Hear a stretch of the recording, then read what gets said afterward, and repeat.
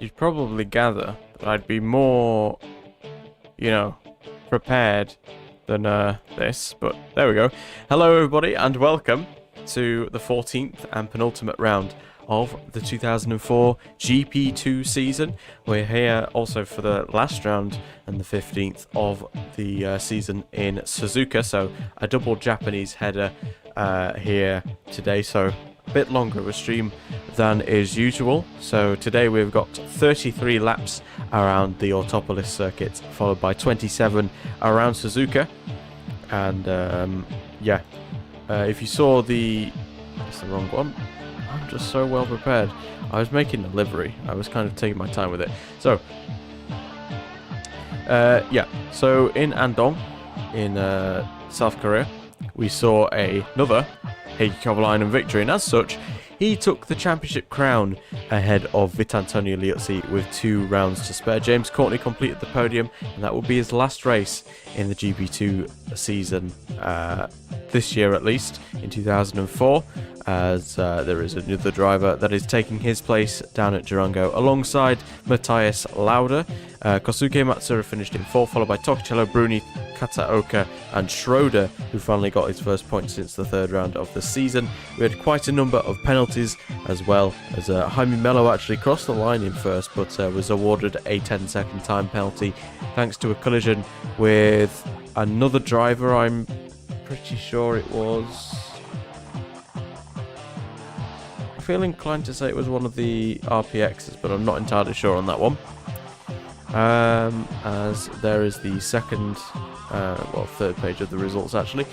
So yeah, not that many retirements, and as such in the drivers and constructors standings, Heikki Kovalainen has indeed taken the title. He leads here by 28 points with 2 rounds to go, so 20 points on offer, and because he's leading by 28, he has most definitely won the championship.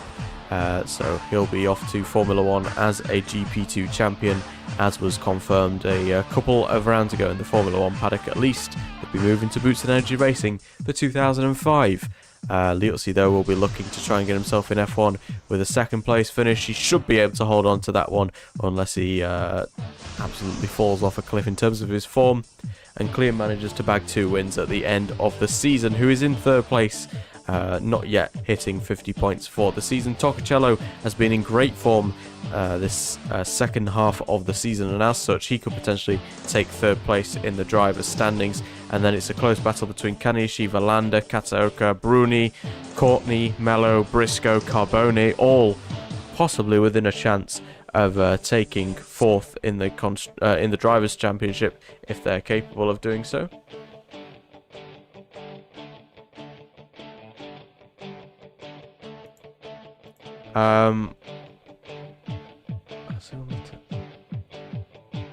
Let me just check. So mine says Autopolis is on the 9th, Suzuka's on the 16th, Suzuka and F1's on the 16th, Brazil's on the 30th, Jeffrey. So yeah, 22 drivers. Of the 22 drivers that have competed so far this season, we've seen all of them score points. However, that could change today with the new driver down at Durango. In the Constructors' Championship as well, Den Bla Avis lead by 37, and as such, with only 36 points on offer for Arden to try and collect, it means that Den Bla Avis have already won the Constructors, also with 2 rounds to go, much like their driver. And actually, it's fairly comparative between Arden International and Heikki Kovalainen on himself in the Constructors' Championship, as they're towards the back. Richard Payot Excellence and Supernova Racing at the back. You're reading 05, that's why.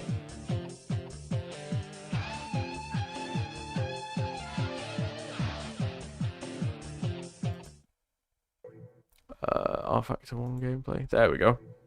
So yeah, we are here at the Autopolis circuit for 20-minute qualifying session, followed by a 150-kilometer race, which around this circuit will be 33 laps of racing. I can barely hear myself. My fan light turned all the way up.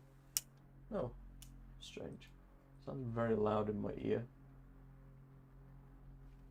But yeah, how is everyone doing today? Welcome in Jeffrey, Satent, and FF, as well as Keo. Nicely prepared as always. I'm always greatly prepared for this stuff. You already know me. The amount of preparation that goes into this is precisely 3. As we've got the first of the drivers going out on circuit. It is the Den Bla Avis of Tony Wallander. So yeah, how is everyone doing today?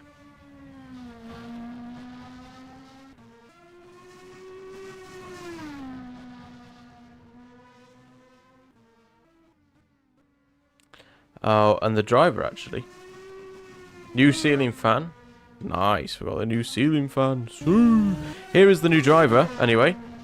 F3 Euro Series driver Katsuyuki Hironaka, making his debut in GP2 with sponsorship from Tanakaya clothing brand in Japan. He was in the Prema team this season in the F3 Euro Series. And Prema is also a team possibly rumoured to join the GP2 series for 2005 as well. Yeah, Katsuyuki Hironaka is been fairly middling in his success. His claim to fame is a sprint race victory earlier on in the season. I believe that was at Estoril in the, obviously, the Asiatech Premad Power. I need to restart the whole stream. I'm joking. Asiatech Powered Prema, not Premad. Shaking my damn head. Hello, Luca, by the way. How are you doing, mate? Hopefully RPX doesn't run out of money.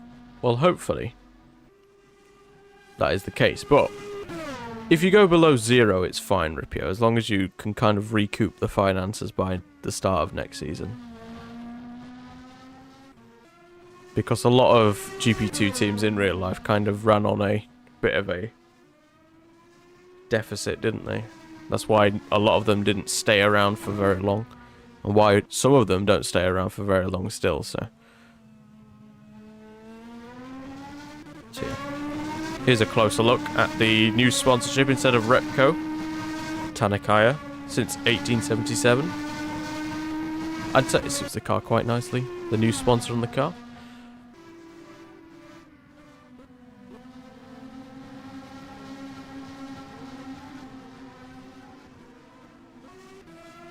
I'm also thinking of restructuring how the sponsorship works in GP2 as well. So, in theory, it should be a little bit different as it was to this season, because how it usually works was you just get one sponsor from, or however many sponsors that you get from your drivers.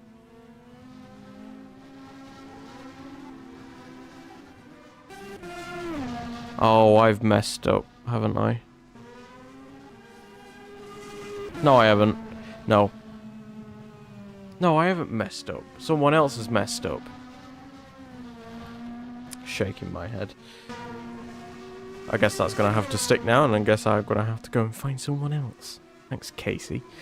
Anyway, first laps are on the board. And Ryan Briscoe is at the top of the timing sheet. Katsuyuki Hironaka, on his first running out in this qualifying session, is half a second down, make that 8 tenths down, as Jaime Mello, who was supposedly rumoured to go to Toyota, but seemingly the deal has not gone through between them and the Mirage team, means that, unfortunately, Jaime Mello is still in GP2.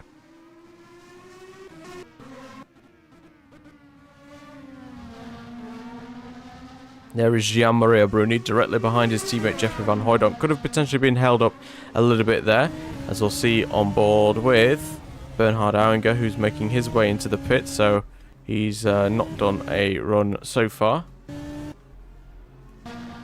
It seems that Matsuura is running into a bit of problems with his car, potentially, because his whole car's turned off, which is interesting. As we'll watch a lap here around the Autopolis circuit with Matthias Lauda late on the brakes, but kind of banked through turn 1, and as such he can carry quite a bit of speed through there. into turn 2 now. Similar corner profile into a chicane. Matsura hasn't gone on track, that's fair enough, okay. And then this twisty section that eventually tightens up into a hairpin. We could see a couple of overtakes into that corner, and then it unravels itself as you get on the power, nearly flat out in these GP2 cars through the fast left-hander, and then into possibly the best overtaking opportunity on the circuit. Off camber, hairpin, tight as well. It's quite difficult to get your braking zone right, but if you do, then you'll gain a lot of lap time. And then to one of the highest commitment corners on the circuit, this downhill right-hander, nearly flat out in Formula cars, and then you come up the hill once more. Very undulating course this, and once more the turns will begin to tighten up once again as you slowly climb up the hill, make your way under the bridge,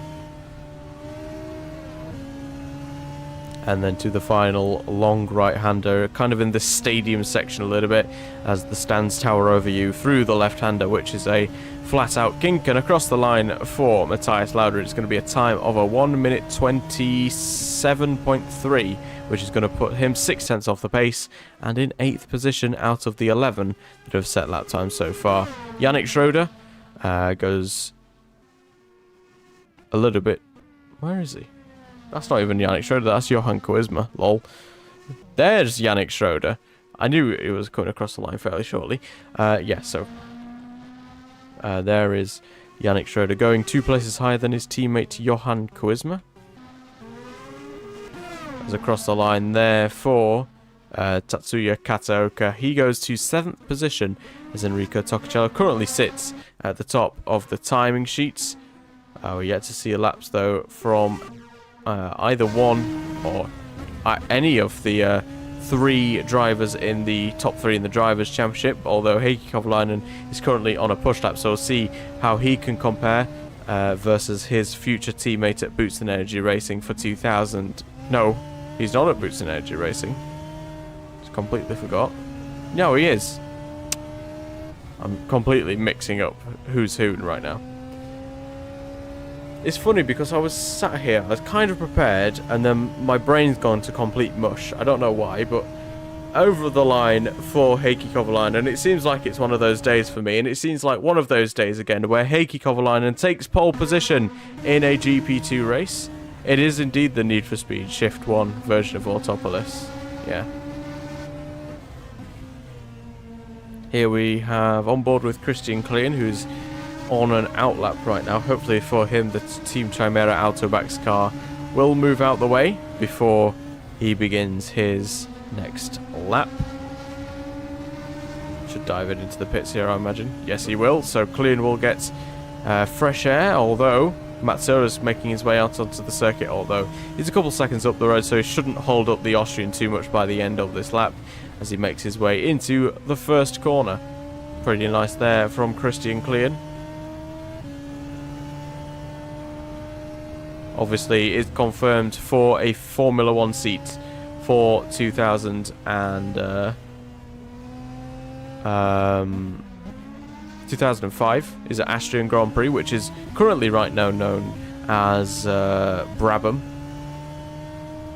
Is it on pitlane.web? I think so. Yeah, I think it might be on there.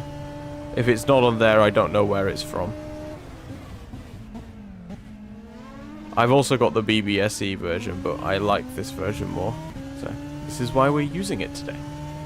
I imagine that the people that played older racing games, mainly Need for Speed Shift, will probably be quite reminiscent of this model of the circuit.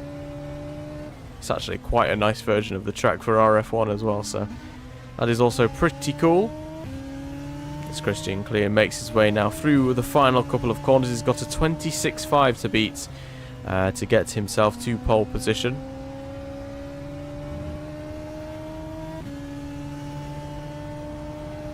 And up towards the line for him. It'll be a second place on the grid for him provisionally with 10 minutes to go as he goes 2 tenths slower than Heikki Kovalainen. It seems that no one can really get or to hit the Finn's pace once more today.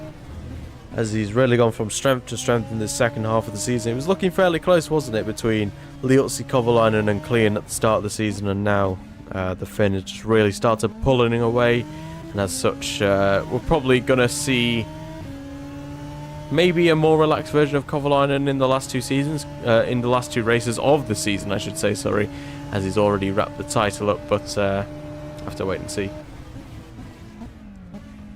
Yeah, it does. That version does look a bit empty, but in turn, Autopolis in itself is just a little bit empty. But this looks more like, you know, it feels more like an event, doesn't it? I know what you mean. Yeah.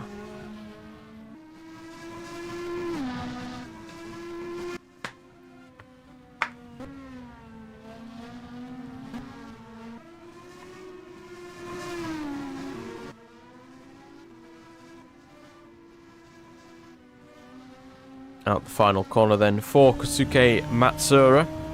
Ride on board with the Turismo Autosport driver. He'll make his way across the line to set a 127.1, which is going to put him in 12th position right now. His teammate Ryan Briscoe just ahead by a hundredth or two, so pretty close between those two guys. João Paulo de Oliveira has been in decent form as of late. Also looks more modern. Yeah, that's fair.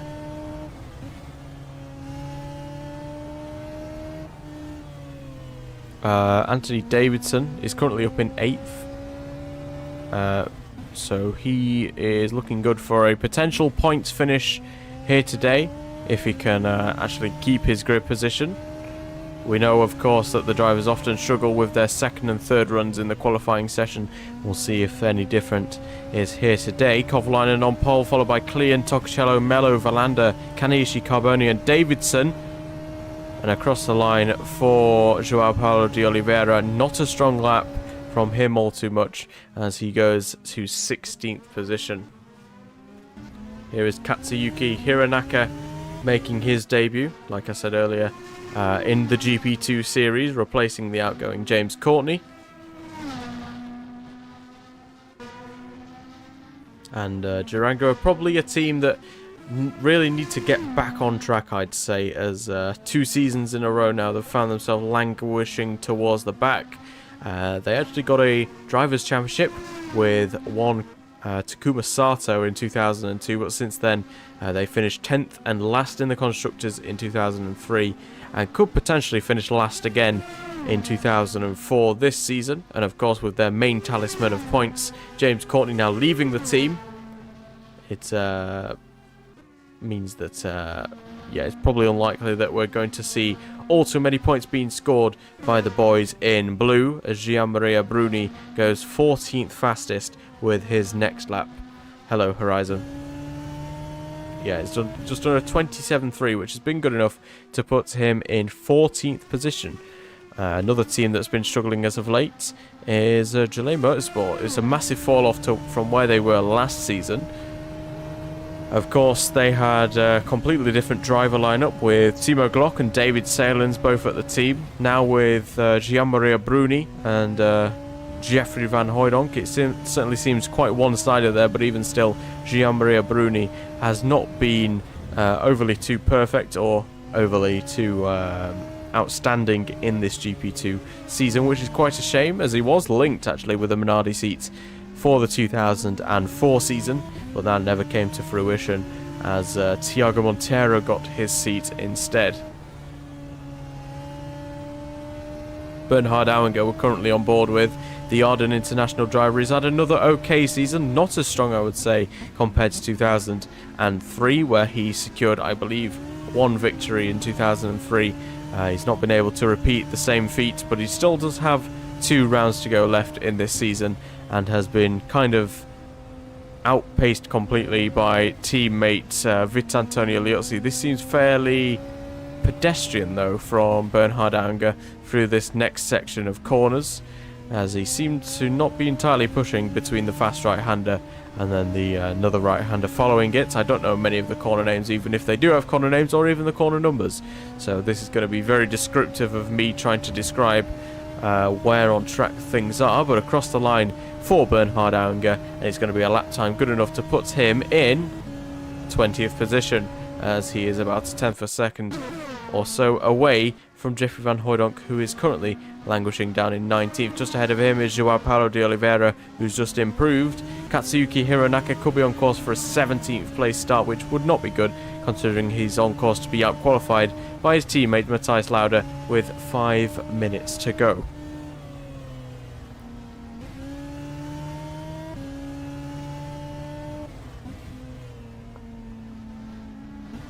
The downhill straight into Sector 3 is called the roller coaster straight. I'll keep that one in mind then. Thank you, Galactic Stag.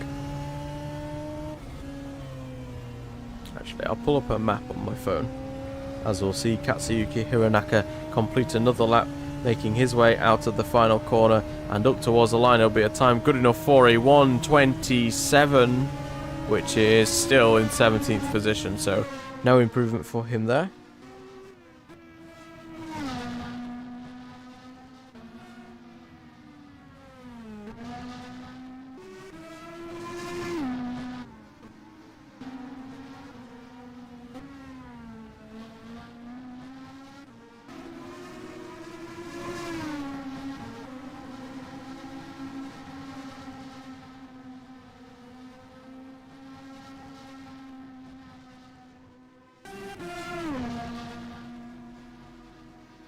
These are not very imaginative corner names. Yeah, so we've got the first turn. This is the first turn. Then into turn 2. So that's turn 2 there, the little kink. Turns 3 and 4 is the right-left chicane. And then turn 5 is this little left-hander that you kind of lift off into the first hairpin turn, which is turn 6. This little right-hander kink is turn 7. And then the 100R corner, which is turn 8. Very nice and satisfying to get right in any Formula car. Turn 9 up the hill into the second hairpin turn of turn 10. And then, like Galactic Stag said, down the roller coaster straight into the fast right-hander of turn 11. 12 is up next, back up the hill. And then 13. First apex is 14. Second apex is 15. Next left is 16. All the way around to the final turn, which I'll call it the grandstand corner. 17, and then through 18, and that is a lap. Somewhere on Earth there's a corner called 117R. Ugh. That's not a very nice name for a corner. As we have actually seen an improvement in lap time from Bernhard Auinger, who's now up in 18th position with his previous lap. At the front of the field, there seems to be absolutely no change, as currently Heikki Kovalainen still sits at the top of the pile with just under 2 minutes to go in the session. The Stadium Loop. I like that. We'll call it the Stadium Loop. Yeah. Thank you, Jeffrey. Yeah, they're not very imaginative when it comes to corner names. Like, general Asian tracks in general, whether it's like the Middle Eastern tracks or the, the Japanese tracks, they're not very good at naming corners, apart from Suzuka. Suzuka's got some good names, although there's not all too many, is there? I think there's about 4 or 5. True. But it gives a bit of character, you know. I think Vitantonio Liozzi's just improved up to 3rd position with his next lap. He has indeed. 126.7 has put him ahead now of Enrico Toccocello by 11 thousandths. He also sits just 8 thousandths now behind Christian Klein on the front row. Names are for friends and these aren't one. No, they're enemies. They hate being driven on.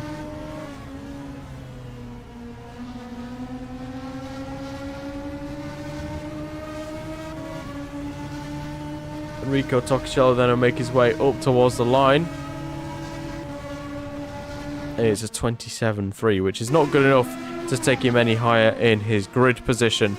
Kovalainen's teammate, Tony Verlander, is currently on his, what seems to be, final lap in the session. It will be, as there is 10 seconds left in this qualifying session. And when the checkered flag comes out, those drivers currently on a lap will set their final laps of the session, and that will determine the qualifying order. So checkered flag is now out, and we're going to stay on board here with 6th place man Tony Verlander. It's not looking like he's going to improve here. And across the line for the Finn, it'll be a 26.8, which is not enough to improve on his previous best. Liuzzi, though, has improved on his lap time. Not enough, though, to go to pole position. He sits about 900ths away from Heikki Kovalainen, who in turn is picking up a bit of a nice slipstream here from one of the RPXs. And across the line for Kovalainen, it's no improvement. He's in the 27s with that lap. And as such, he stays on pole position with his 126.510. No. So after GP2, after this race, there is another GP2 race. So we're doing a double header, which finishes out the GP2 season. Then we've got AMS1 2000 co-op career mode with James Early, Wood Thomas 14, and Nils Hartel, also known as Pineapple Boy. And then on Sunday, we've got the 2004 Japanese Grand Prix at Suzuka.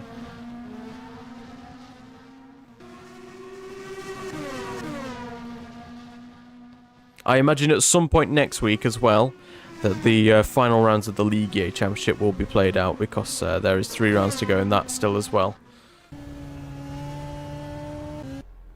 Oh, Yannick Schroeder crashed. I don't know. No, we won't be able to see that.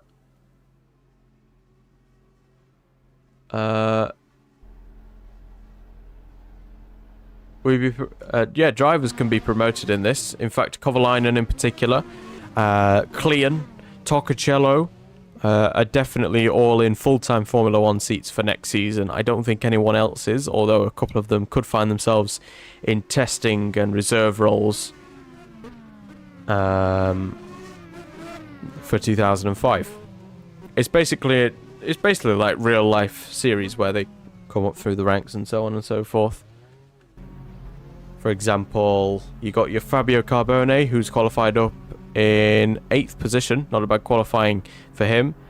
He's from F3 Euro Series, as is Katsuyuki Hironaka. Who else have we got? Bernhard Auinger, I think, was from the Super Truck World Challenge. Johan Koisma as well. Joao Paulo de Oliveira is from German F3. So it's a big churning, revolving door of drivers and teams that come in and out. Yeah, there's a whole contract system and so on and so forth. But once again, it's Heikki Kovalainen on pole position here in the penultimate round of the GP2 series. The champion, the first GP2 champion, ahead of Vittorio Liuzzi by just under a tenth of a second. Christian Klein in 3rd, followed by Toccacello, Mello, Verlander, Kaneishi, and Carboni completing the top 8. Anthony Davidson in the lead RPX starts off from 9th, ahead of Katsuoka, Schroeder, Briscoe, Matsura, Bruni, De Oliveira, the supernova of Johan Koisma, Matthias Lauda, Bernhard Auinger, Jeffrey Van Hooydonk, and on his debut, Katsuyuki Hironaka in last position in the 2nd Durango. And everything should be correct. It is. Without further ado then, let's get the 33 laps of the penultimate round here at Autopolis underway then, as we await the lights. The lights are green and there's racing to be seen. It seems like an okay start for Heikki Kovalainen. Not as good as Vittorio Liuzzi or Christian Klein as they barrel towards the first corner. Up the inside for Vittorio Liuzzi. Unable, though, to stop Kovalainen from swooping straight down the outside. And he will keep the lead into the first complex of corners. So Kovalainen leads from Liuzzi. Toccacello's gotten past Christian Klein on the start. Meanwhile, further back, Verlander, I think, has gotten past Jaime Mello, as has Tatsuya Kataoka. So it's not been a good start for those drivers, but it has been a good start for both Den Bla Avis cars, as Vittorio Liuzzi trying to keep up with Heikki Kovalainen in towards this second hairpin bend, the turn 10 uphill off camber corner. Tony Vilander looks to make more places up the inside, maybe make it 2 into 1 here as the Finn kind of gets a bit of wheel spin out the exit of the corner, and as such Christian Klein is going to get a better exit as they head down the roller coaster straight. Here goes Christian Klein then holding that inside line and therefore keeping the position ahead of Tony Vilander. It's been a fiery start though for the Finn as he stays in 5th place for now. Further back we've got Jaime Mello kind of falling into the clutches of Kaniishi behind, as Fabio Carboni has also fallen outside of the point, so he's fallen back a single position. Davidson as well has fallen back and multiple places there off the start. He did start up in 9th position, but he is now down to 13th position. Katsuyuki Hironaka meanwhile but right behind his teammates in 19th position as of right now. But at the front of the field, Kovalainen leads Trulli, Tokicello, Klein, Vilander, Kataoka, Mello, Kaniishi completing the points. So both Chimera Autobacks cars also in the points as of right now. Liuzzi kind of not letting Kovalainen get away with this one. As it currently stands, the gap is about half a second or so between the front two as they continue to pull away from the remainder of the field. Tokicello kind of leading a bit of a train right now, right behind him, as Klein aims to keep up with him. A couple of tenths behind. Vilander, Kataoka, Mello, Kaniishi goes all the way down to about 11th place man Yannick Schroeder this train as they head in towards turn 10 for the second time in this race. A bit of a late braking versus Carboni. There was Ryan Briscoe as he tried out braking the Brazilian there, not being able to find a way through though, but he may be able to sneak up the inside in towards turn 11. Not quite got the run through that corner.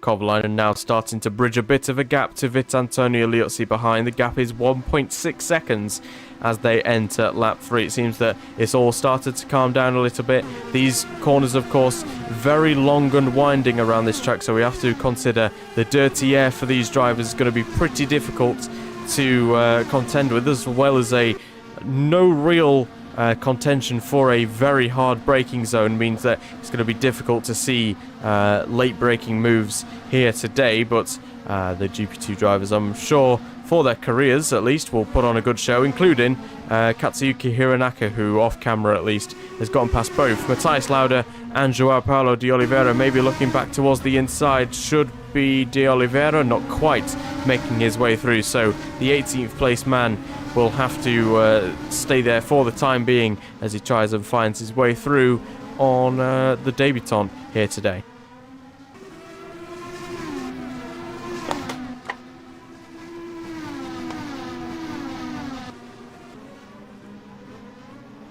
Bernhard Auinger kind of putting Johan Koisma under pressure there for 14th.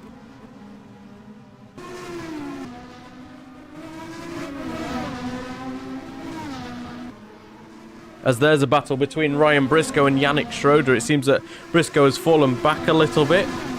Actually, no, sorry. He's pushed forward, actually, because Carboni is the one that's falling back. And Briscoe has capitalised massively as he moves back past Yannick Schroeder. He was ahead of him before, but the Frenchman managed to get ahead of the both of them until the Australian fought back through the next couple of corners. So Briscoe is now unleashed to try and chase down Kaniishi, who is about 3 seconds up the road from him, and is in the slipstream of the Mirage Motorsport ahead of Jaime Mello. There is your gap between Briscoe and Kaniishi.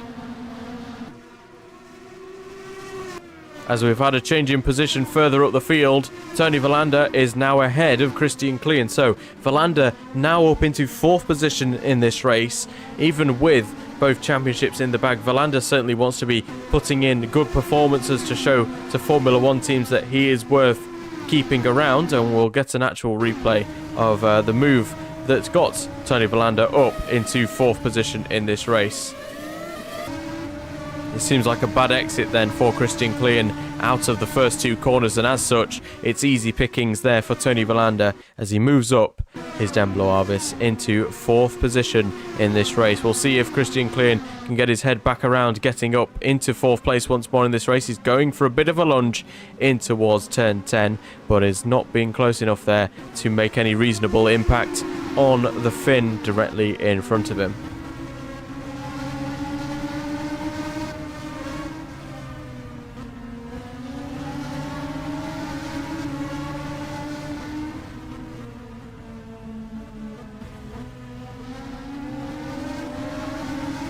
I've been also tinkering around with the AI limiter. It's currently on 0 right now, which granted it does give us more accurate racing, but I don't think it's as entertaining.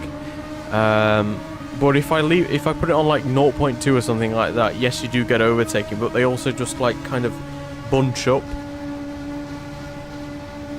So you end up with like the whole field after like 30 laps being separated by like 5 seconds. It just feels a bit unnatural.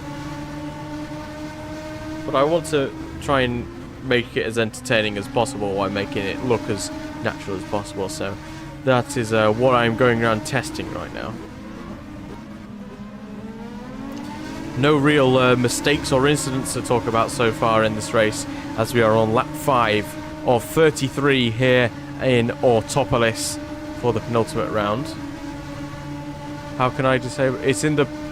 If you go in user data, it's in the user folder, so whatever the username is called. Obviously mine's Jaden Harrison, and then you go in the PLR file that's in there, and then if you do Control F while in the, if you open it in Notepad, Control F, type in limiter, press enter, and it'll show up.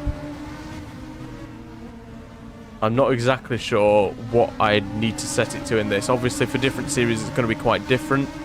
But it's something you're just going to have to tinker with, like I am doing right now. I've gone through a whole season of this GP2 season, and I don't feel like I've got it entirely perfected right now.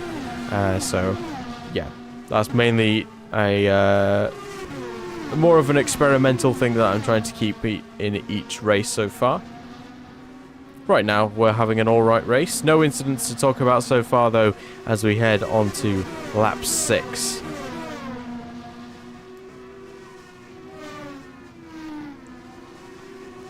Kovalainen at the front of the field is just over a second and a half ahead of Vitantonio Liozzi in second, Tocciello third, Valander fourth, not pulling away though from Christian Klein, who sits in fifth still in this race. Kataoka sixth, Mello seventh, and Kanishi eighth. I just realised I need to take my hay fever medicine because my is flaring up again, so I'll be right back in a minute or two. I'll leave the race running though.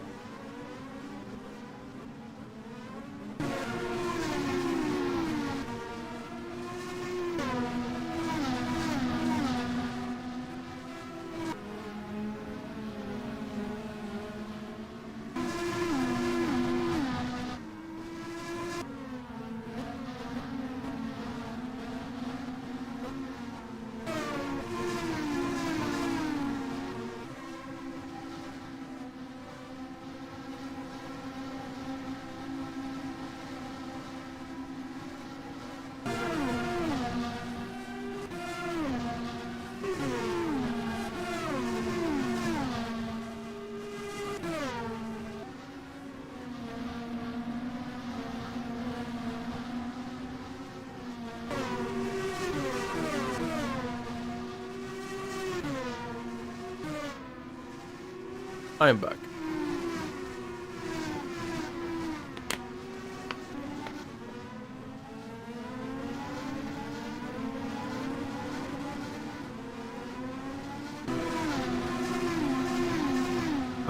It looks like nothing has changed as I've been away.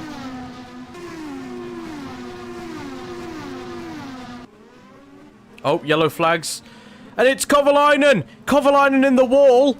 And this is reminiscent of last season, here in Autopolis, where the season finale was decided by a mechanical failure at this specific corner. Kovalainen denied a first F3000 championship, and Kovalainen once again, at the second hairpin, is out of this race and becomes the first retirement here in Autopolis. This is also his first retirement of the season.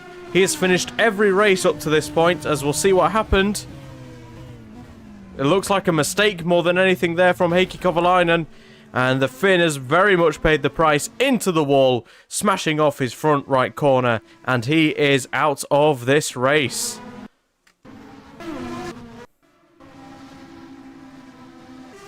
I do agree. It is not championship implications. Yeah, so I've been testing as well with the AI mistakes, because you can put, if you put it right under the limiter, there's also AI mistakes. I've turned the limiter off, but I've upped the mistakes up, so while there isn't going to be as many overtakes, there'll be more incidents, hopefully, if that makes any sense. Which in turn increases the entertainment value. Which very clearly seems to have worked as Heikki Kovalainen retires for the first time this season. I don't know, because if it's a brake failure, they normally like kind of spin out. That just looked like he went straight on. He was trying to turn and stuff, and his car didn't turn off as well. They normally turn the car off if they've got a brake failure, so I think that was an honest mistake there from Heikki Kovalainen, which is very uncharacteristic of him. That leaves us with Vitantonio Liuzzi leading this race ahead of Enrico Torricello and Tony Villander. Just rigging it like it's about to plan C.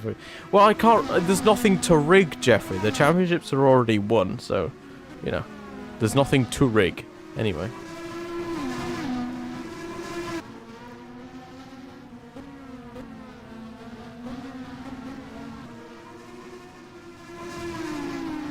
Yeah, Enrico Torricello still has not yet won a race in GP2. Has come close on several occasions, scoring multiple second-place finishes. How he would love to finish out the season before moving to Formula 1 by scoring his first GP2 victory. Even despite his lack of standing on the top step of the podium, he has shown pace, very good pace in fact, to the point where he is most certainly a deserving candidate of a Formula 1 seat next season. Of course, if we look at the actual Formula 1 season, it doesn't really matter if you've got Formula 1 wins or not, as Kimi Räikkönen is still in the championship fold with 2 rounds to go in the F1 championship, and he's still not won a race. He's level on points with championship leader Michael Schumacher in that one, so plenty to look for in that race, but that will not be until... oh, that's Vitantonio Liuzzi is also off at the same corner.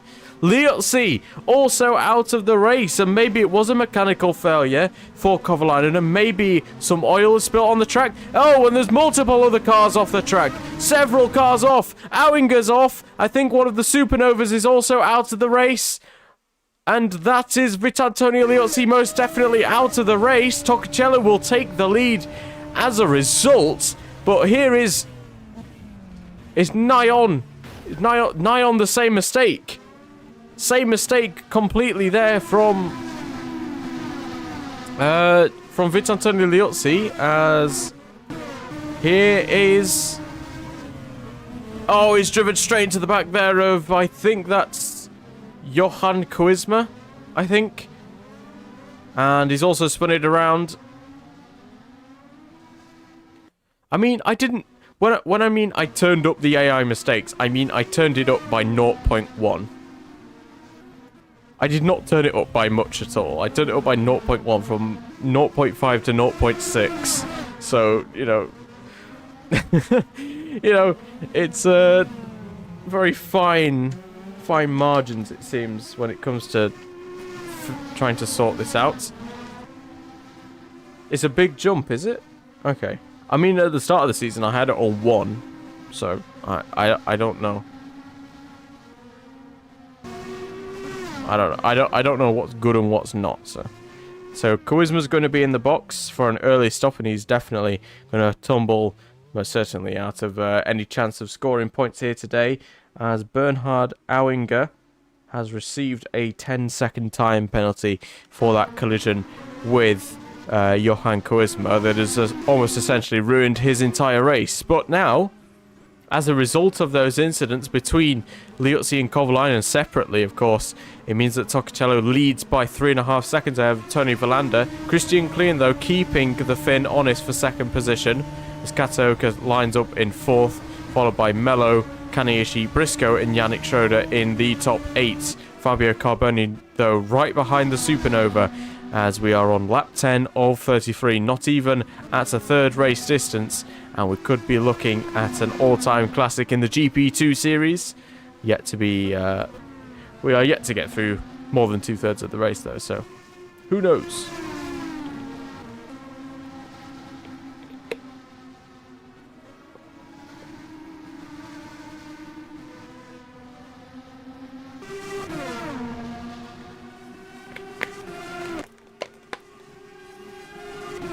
Do you know, I forgot to check if there was a safety car, but I just saw it down the pit lane, as here is Fabio Carboni looking towards the inside of Yannick Schroeder. They go side by side as they head through the first 2 corners. The Supernova and the Coloni drivers, both powered by Renault, of course, in towards turn 3.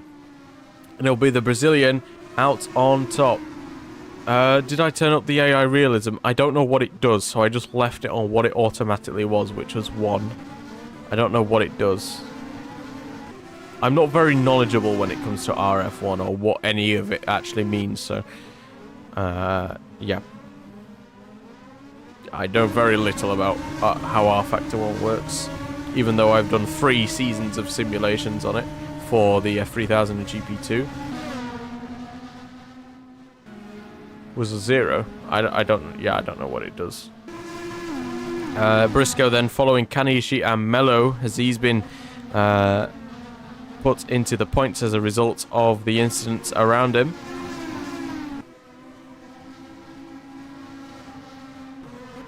Battle brewing as well between Bruni, Davidson, Matsura and Hiranaka, of course, here on his debut in the GP2 series. He's up to 13th place now.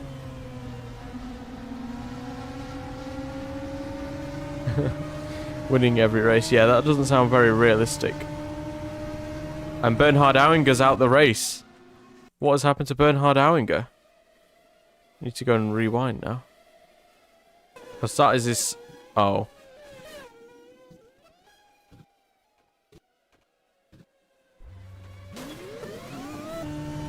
Oh.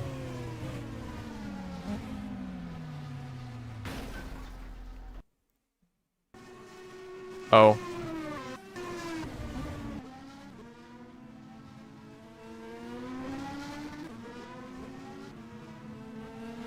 I might turn the AI mistakes down to 55 after this one. I also need to write in the results as well, so...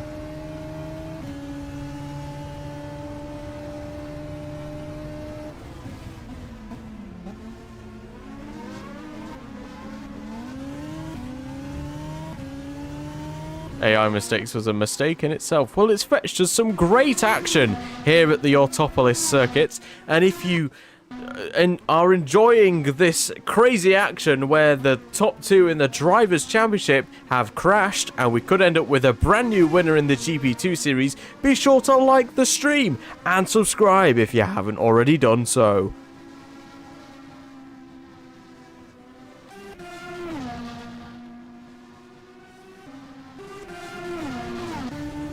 And now on the back of Tony Verlander here, just a couple tenths behind, 4 tenths as they head in towards the first corner. Klein is not going to be close enough to outbrake Tony Verlander. It seems that because of the long corners through that last sector, it means that the drivers are not really able to follow each other that well down the main straight. You really need to get a good sequence of corners going through those last parts of the circuit if you want any chance of getting ahead of the driver that you're chasing.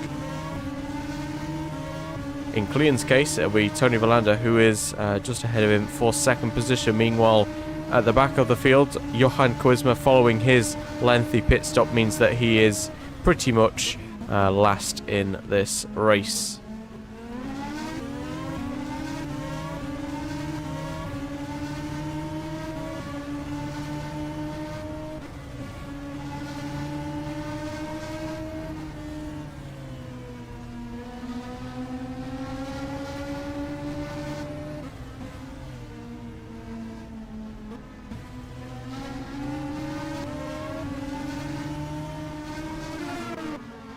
Melo starting to gather a train of cars behind him as Tatsuya Kataoka seems to have started to drive away from him.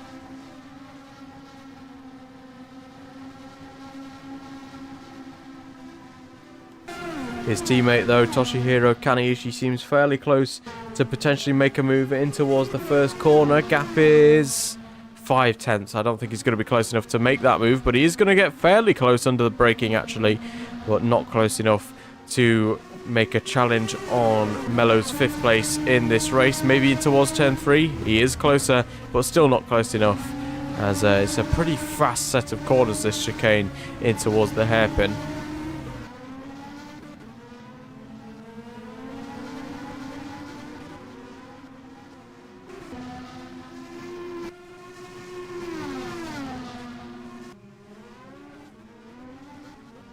Further at the front, race leader Tokicello is about to lap Tony Valander in this race.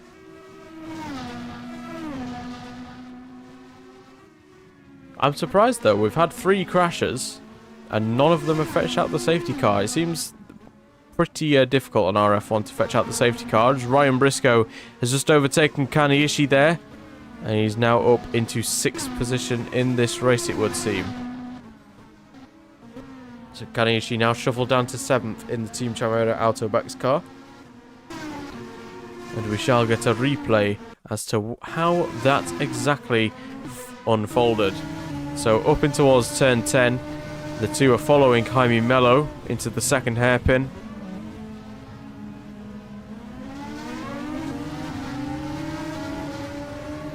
It seems like a poor exit out of the final corner more than anything for Toshihiro Kaneishi means that Briscoe was just allowed to sneak through and up into 6th position in this race.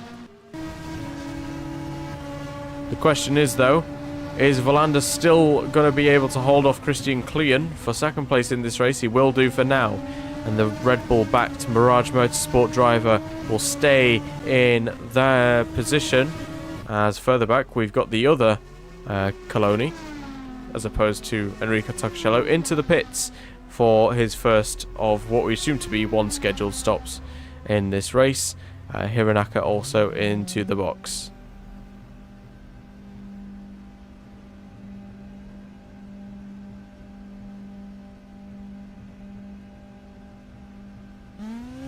And out of the pits then for Fabio Carboni. The Brazilian will rejoin in 15th. Hironaka a position further back, as we've got a couple more drivers into the box at the end of this lap, including 4th place man Kataoka. We shall see which strategy pays off better, as actually Tokicello has been unable to overtake Johan Koisma on this lap. He seems that he's got a bit of dirty air from the car in front, and as such he's actually been dragged into the lead battle, or the battle behind him for 2nd, I should say, with Valander and Klein just over a 2nd behind, as the Italian makes his way into the stop for the first time in this race. As such, Tony Valander will take the lead of this Autopolis race ahead of Klein, Melo, Briscoe and Kaneishi, as Kataoka also into the box for his stop in this race. And a 6.7 second stop there for Enrico Tokicello. Good stop. Should fetch him out possibly ahead of Jeffrey Van Hooydonk, especially so since he is in the pits. Matthias Lauda now just coming down the main straight. There is the Durango driver just reaching out in front of Kataoka, who has made his first stop of this race. Matthias Lauda obviously has not. So we'll wait to see where he will come out in comparison, as here is Matsura putting, this is Anthony Davidson, under pressure and is supposed to be into the box at the end of this lap himself, the Briton. It's been a fairly middling season once again for him, as he struggled in the Durango car in 2003. Still though, he is still within the F1 fold, of course known as a brilliant test driver for the Dams Lola Panos team. He will be joining for next season as part of their testing program.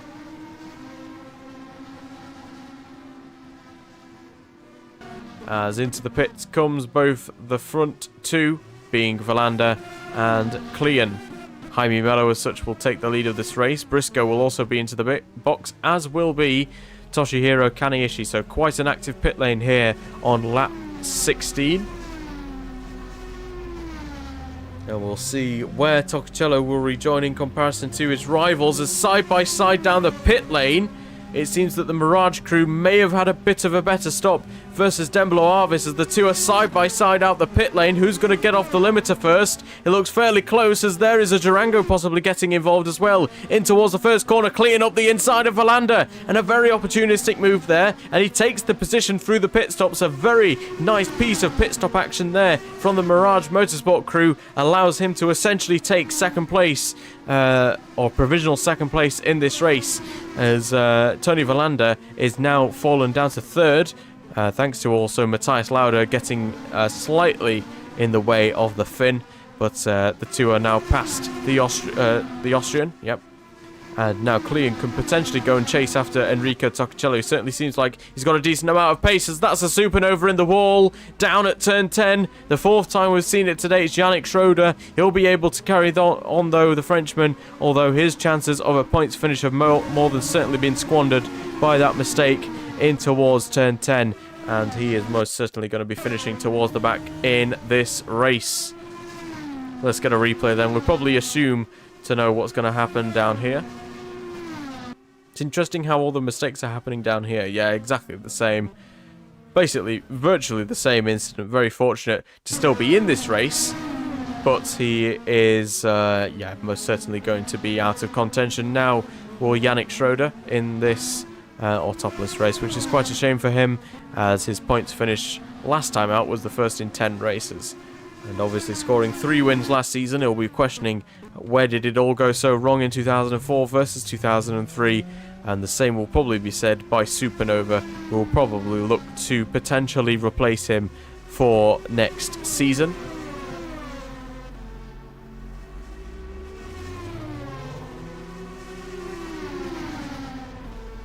I don't know if it's like an AIW that like specifically tells the AI where they can and can't have mistakes. I'm not entirely sure. As we're on board with João Paulo de Oliveira here, out of the pits from his stop, and it's going to be fairly close between him and the Durango of Katsuyuki Hironaka, who saws his way up the inside in towards the first corner. And now that battle for P14 is most certainly on between the Japanese and the Brazilian drivers. Drivers yet to stop in this race: Jaime Mello, Gian-Maria Bruni, Matthias Lauda, and Yannick Schroeder. I say that, he should be into the box on this lap, I would imagine. Yes, he will be. I mean, no, it looks pretty straight though, doesn't it? The braking zone, so I don't know. I don't mind it, at least. It's creating a different race to what we're normally used to. So drivers yet to stop: Mello, Bruni, Lauda, and Schroeder. None of which, I believe, are actually into the box at the end of this lap. So these guys are all going long, trying to get the overcuts on their opponents. And we'll see how this one plays out for those guys, as we're on board here with Matthias Lauda. On his light fuel load, he's keeping up with Valander and Klein quite nicely, despite a very clear lack of pace that he's had this season. Only 1 point scored all season for the Durango man, as he currently sits in 22nd in the Drivers' Championship.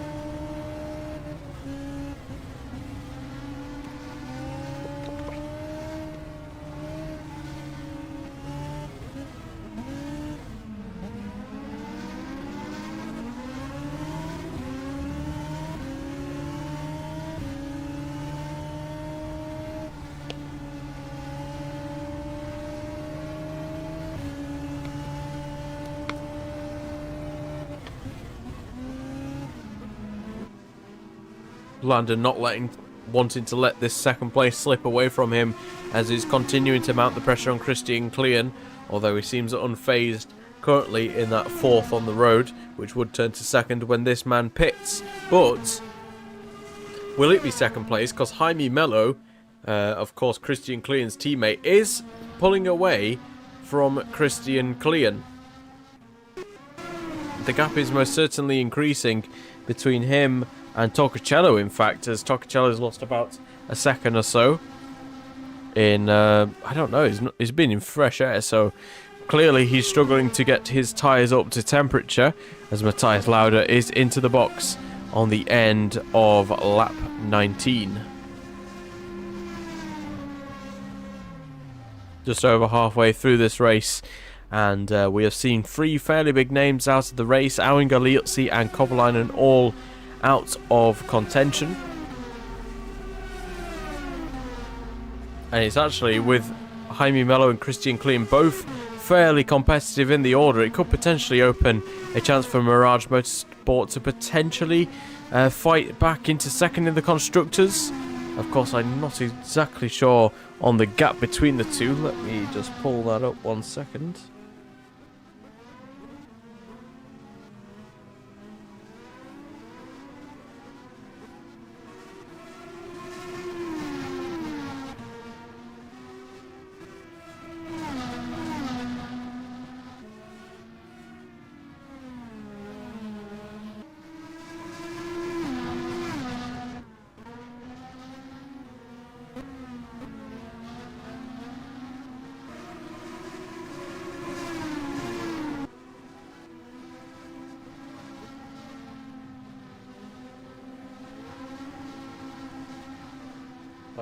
So, championship standings are in the Constructors is that Arden are currently sat 13 points ahead of Mirage and 14 ahead of Coloni.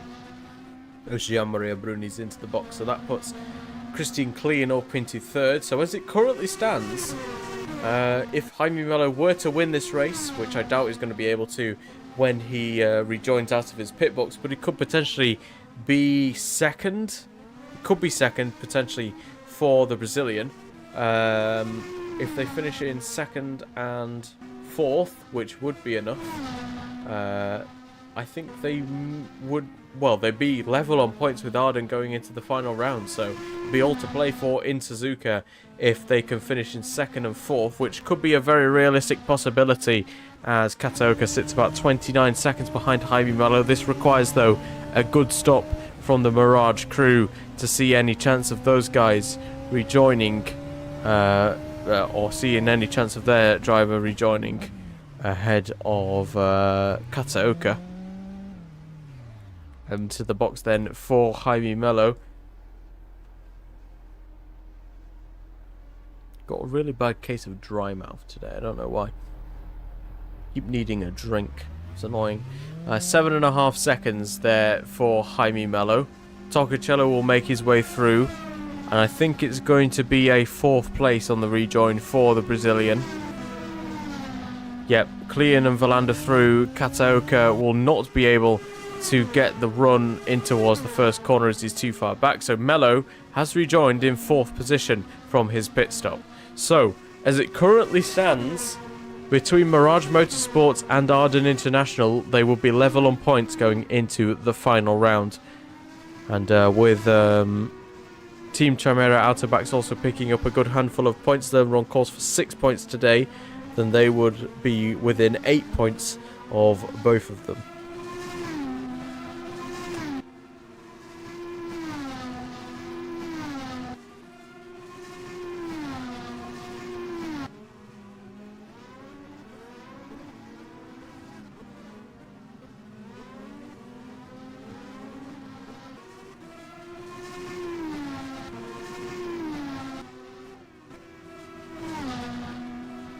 Lap 22 then, we are at 2/3 race distance and Enrico Toccacello leads the way ahead of Christian Klein. The two between Christian Klein and Tony Valander have not been separated the whole race. The gap is just 8 tenths between the two, as Valander was jumped by Christian Klein in the pit phase. Jaime Mello is currently in fourth position. If it stays as it currently is, then Arden and Mirage Motorsport would be level on points going into the final race for that race for second place in the Constructors' Championship. Tatsuya Kataoka currently lies in 5th, followed by Briscoe, Kaniishi and Gian-Maria Bruni in 8th position. Carbone is in 9th, followed by Davidson, Matsura, Hiranaka, Joao Paulo de Oliveira, Jeffrey Van Hooijdonk, Matthias Lauda, Yannick Schroeder and Johan Koisma. as that is a move looking towards the inside. That is Joao Paulo de Oliveira overtaking debutant Hironaka here in into turn 1 on lap 23, and he now takes his 12th position and will try to catch up to the next Japanese driver in front of him, being Kosuke Matsura, who is in turn closing in on Anthony Davidson for the final place in the top 10. Of course, 8th down up to first gets you points, with 10 points for a win, 8 points for second, 6 points for third, 5 points for fourth, and then 4, 3, 2, 1 down to 8 from fifth. And yeah, so it's just the same point system as they use in Formula 1 at this time in 2004.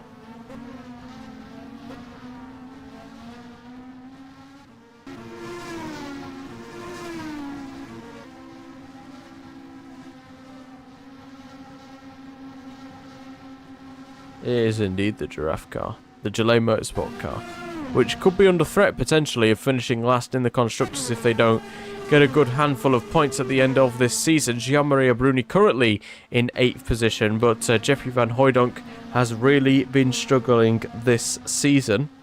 Permutations for Gillet Motorsport, they are currently in 7th place in the constructors actually. They've had a pretty good run of form, in which they have scored in each of the...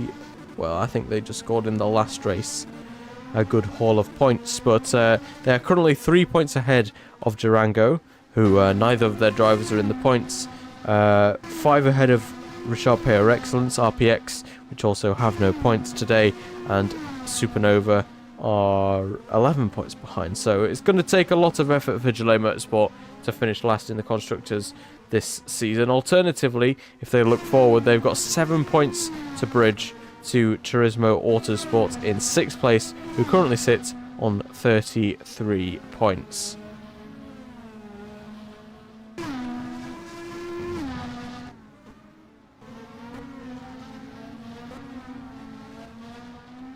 Toccocello, we saw it at the end of the first stint, was being closed in by Klein and Villander. We'll see what the gap is across the line here. 2.2 seconds again. So the gap is most certainly being closed in by Christian Klein and Tony Villander here to the lead of this race.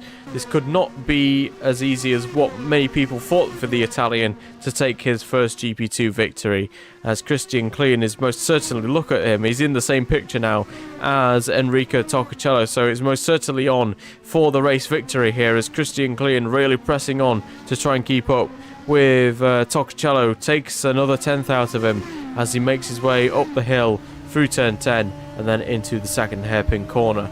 We have seen so many times as well up here into turn 10, the heaviest braking zone on the circuit, so many drivers making mistakes. We've seen Schroeder, Auinger, Liuzzi and Kovalainen, only the first of those to actually drive away from their crash. And it has been an emotional roller coaster for those at the front of the field, much like how this track is a roller coaster to drive.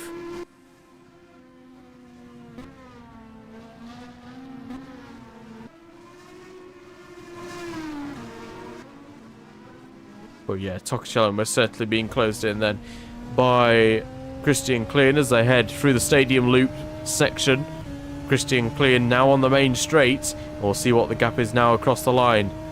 Gap is still 2.0 in fact, so he's lost 0.2 there, Enrico Toccocello. He might just be trying to conserve his tyres a little bit, conserve the engine. He knows that Klein's probably going to catch up to him before the end of the race, but getting past is one thing, overtaking is a completely otherworldly beast, as loosely quoted by Murray Walker, of course.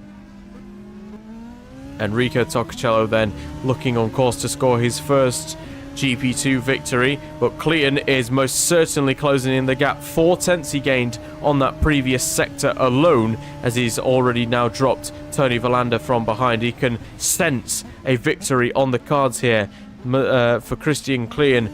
Despite him scoring victories early on in the season, it has been a tough second half of the season for him and Mirage Motorsport as a whole, as they were looking at a potential Constructors' Championship, but it soon fell away from those guys. And as such, Klein would be very much wanting to finish the season on a high before he heads into Formula 1 for the first time in his Formula 1 career as a full-time driver.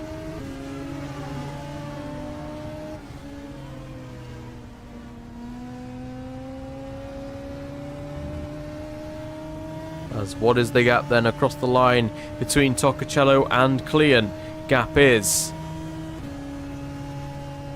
1.6, so the gap is still coming down between Toccocello and Klein. 5 tenths gain that time round between the two, as Klein continuing to put the pressure on now for the lead of this race. Tony Villander, of course, if the two make a mistake and crash into one another, can very easily take full advantage of that and also take what would, I believe, be his first victory of the season, as I don't think he has scored a win either.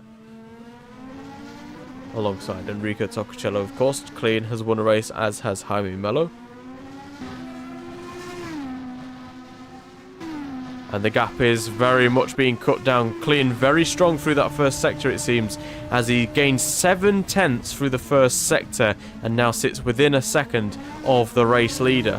Now, what does Toccocello do? Does he let him through and try and get him to overuse his tyres, or alternatively get him as close as he can in his dirty air, overheat his tyres, and then potentially allow Tony Villander to catch up and battle with the Austrian? It's a chess game right now between Toccocello and Christian Klein as we head into the final knockings of this penultimate round of the season, and Toccocello with it all to do with 6 laps to go. He's got to hold off Christian Klein here if he wants any chance of taking victory in the Colonia. Across the line then, we'll get another time check as we begin lap 28, and the time gap is 8 tenths between the two. So Klein still gaining on Enrico Toccocello. We'll see how much time he gains through this first sector. It seems that Klein and Toccocello pretty much matched strike for strike between the second and third sectors, but the first sector really is where the Austrian shines. So we'll see how Toccocello can possibly hold up Christian Klein through the first sector when he does catch up to him completely in this. Gap is 7 tenths, maybe dirty air coming into play now for Christian Klein as he struggles to stay within a second, struggles to find any improvement through that first sector compared to the Italian.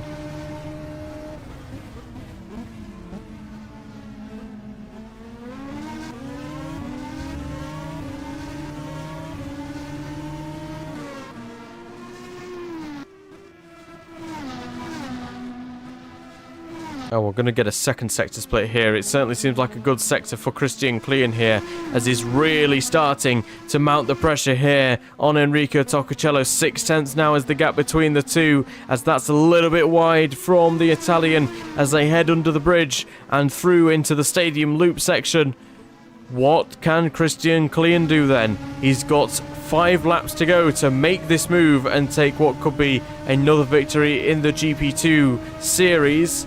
But is he going to be close enough at any stage during this race? It might have to be an unorthodox move, as there Toccocello potentially saving fuel, because he lifted off very early in towards the first corner. As such, that allowed Christian Klein to catch right back up in towards this first part of the lap where Klein is so strong.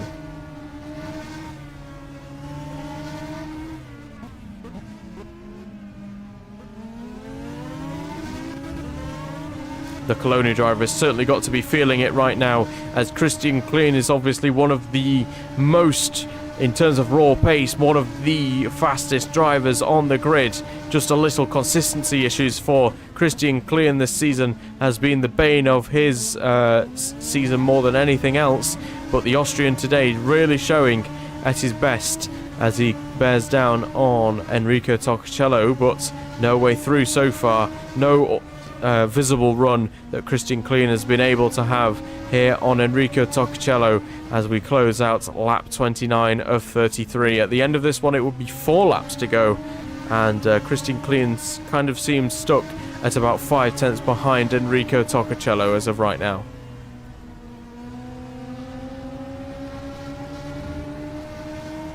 Now at the final corner, I don't think this gap is going to be close enough for Christian Klein to potentially make up in towards the first corner. Gap is still 5 tenths as they head in towards the first corner. Klein gaining down the straight in the slipstream, but it's still not enough to get anywhere close to make some form of a dive bomb for the Austrian.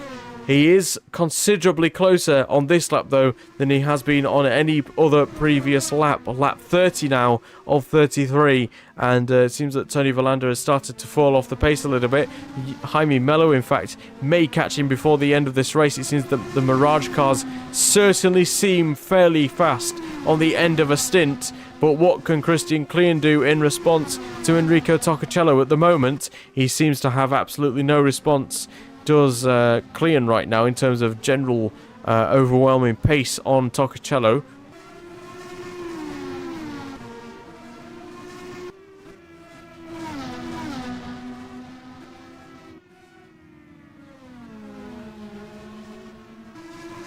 As further back, we've got a battle brewing between Carbone, Davidson and Matsura for 9th position in this race. Davidson will get close under braking, but it will not be close enough to making any sort of move in towards turn 10.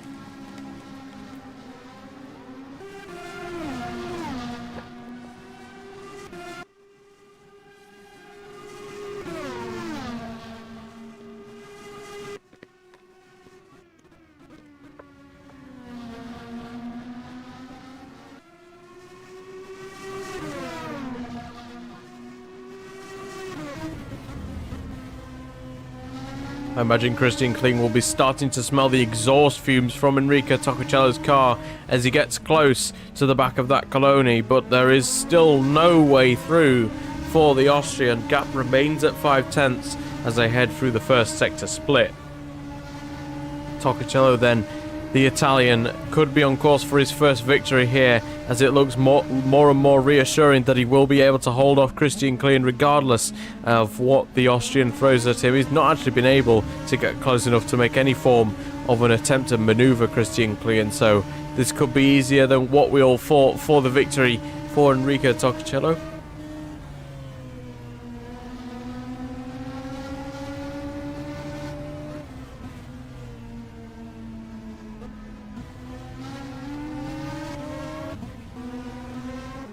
Further back, Ryan Briscoe is trying to put a move on Kataoka before the end of this race. He got through on one Chimera Autobacks car during this race, and now the other is potentially within his sights of scoring a 5th place in this race, and of course will be fantastic in bridging their gap to Gillet Motorsport for 6th place in the Constructors.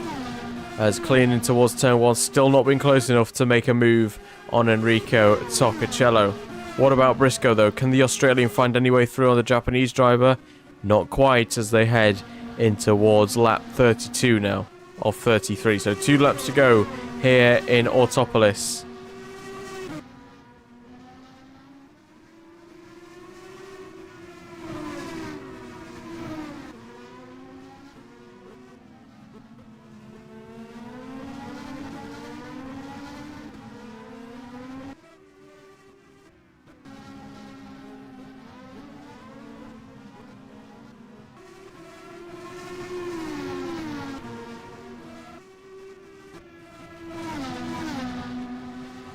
Is that we might have had a bit of lag potentially from the stream, but we might be back, unless that was just completely on my end.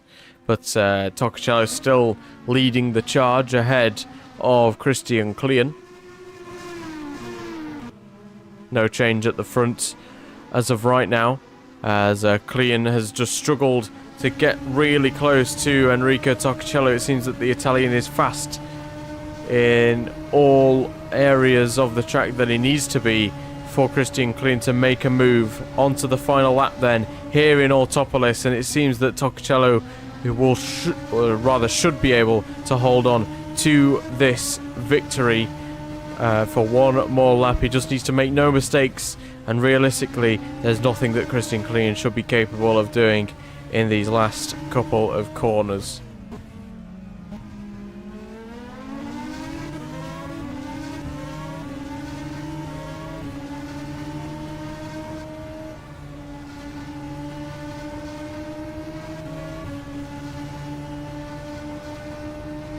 Yeah, Christian Klien still in towards turn 10. Torricello takes it perfectly fine, as does Klien. And it seems that Torricello is probably going to be able to hold on to this one for 33 of the 33 laps around this Autopolis circuit. He has had a fairly lucky race up to this point. Enrico Toccicello, of course, Liuzzi and Kovalainen both crashing out from the lead, but since Klein has caught up to him, he has been able to hold him at arm's length for the entirety of this second stint. As he rounds the final corner for the final time, Boots and Energy Racing bound Enrico Toccicello will exit the final corner, and it will be a first victory in GP2 for the Italian as he crosses the line first ahead of Christian Klein. Tony Valander will get another podium on the board, followed by Jaime Mello, and that's going to be crucial in the constructors' battle. Katsuoka just beats out Ryan Briscoe across the line to finish in 5th, followed by Kaneishi and Gian Maria Bruni. Of course, in the championship, that means that into the final round for second place in the constructors, Mirage Motorsports and Arden International will be level on points. Of course, Den Bla Avis won it last time out, and they have scored some more solid points here today despite Kovalainen's retirement. Further back, Fabio Carbone and Anthony Davidson complete the top 10, followed by Joao Paulo de Oliveira, Kosuke Matsura, Katsuyuki Hironaka on his debut, finishing ahead of Jeffrey Van Hooydonk. Matthijs Lauda, Yannick Schroeder and Johan Koisma will be last of the running order. So not a good race either from Supernova, as both their drivers ended up with damage in some way or another. 3 retirements from this race, both Ardens with Auinger and Liuzzi, as well as the champion of Kovalainen also retiring from the race.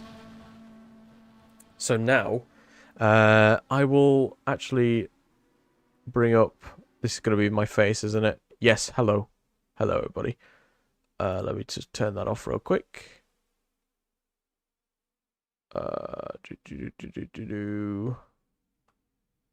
Let me just grab something real quick. Actually, can I do this? And then, hang on. I want to try and workshop a little scene here, potentially.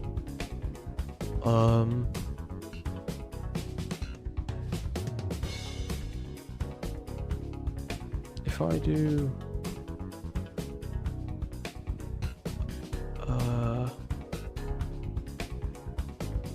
That's display capture. Is this a Volkswagen Beetle rim? No. It is from a Vauxhall Corsa. It's a Vauxhall Corsa rim that I found at a scrapyard. Now let me keep it for free. Oh, no, it's not a Corsa. It says it there. It's a right wheel for a Mariva. There you go. Didn't know that. I thought it was a Corsa. But yeah. There you go.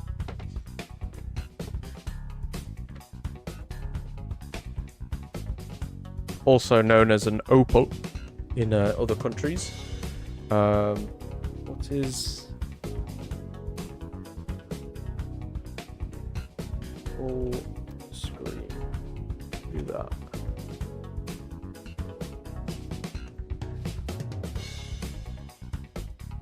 Yes, and then I fetch.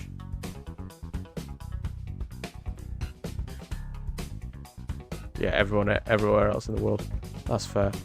If I do that, what have I just done? No. Duplicate camera all with screen.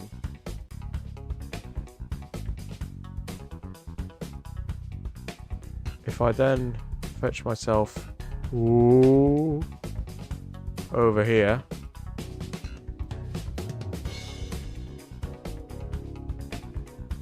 then fetch this up here, and then wow, it's gonna change this one. No, but I can get rid of that now. So if I get rid of remove, yes, there we go. Now you can see my spreadsheet, which is pretty cool. let me make it a little bit bigger as well.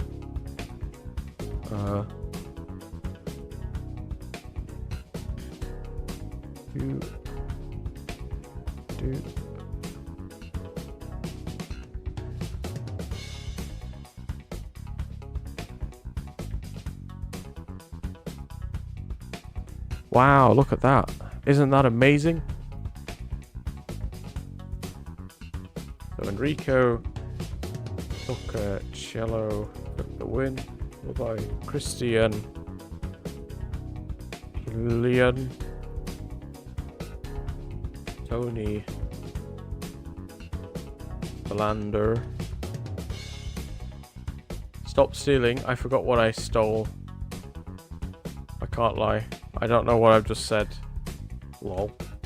Jaime Mello. I'll do the qualifying after, by the way. Oka, Ryan Briscoe. Be sure to not go anywhere, guys, because we have still got another race to do at Suzuka.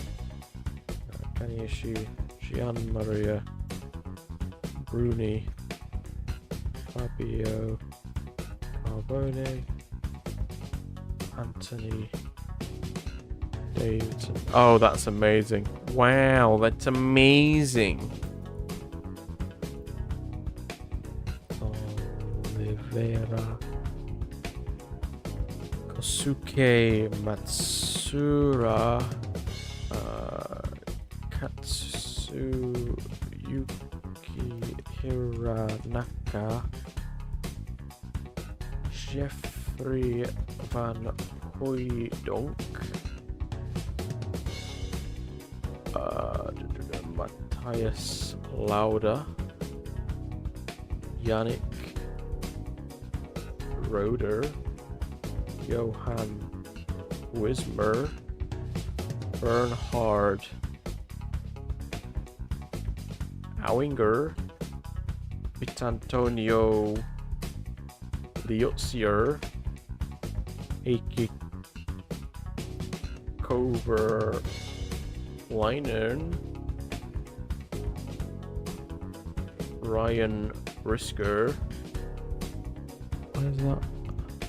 Hold on me. There we go. Colony. I've been writing Colony? No. I've not been writing Colony Motorsport. Okay, never mind. Mirage. Motorsports. Den Bla Avis. Mirage again. Team Chimera, Autobox,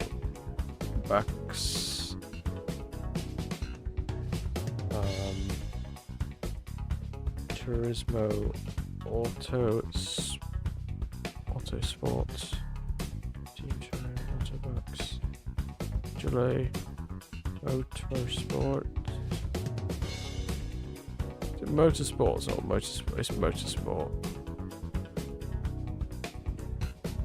God damn it.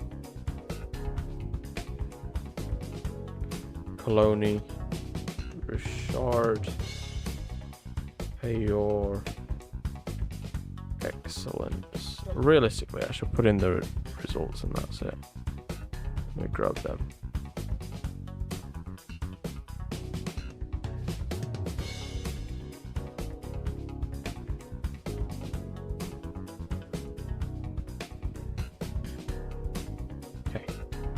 So, if I now fetch my thing up,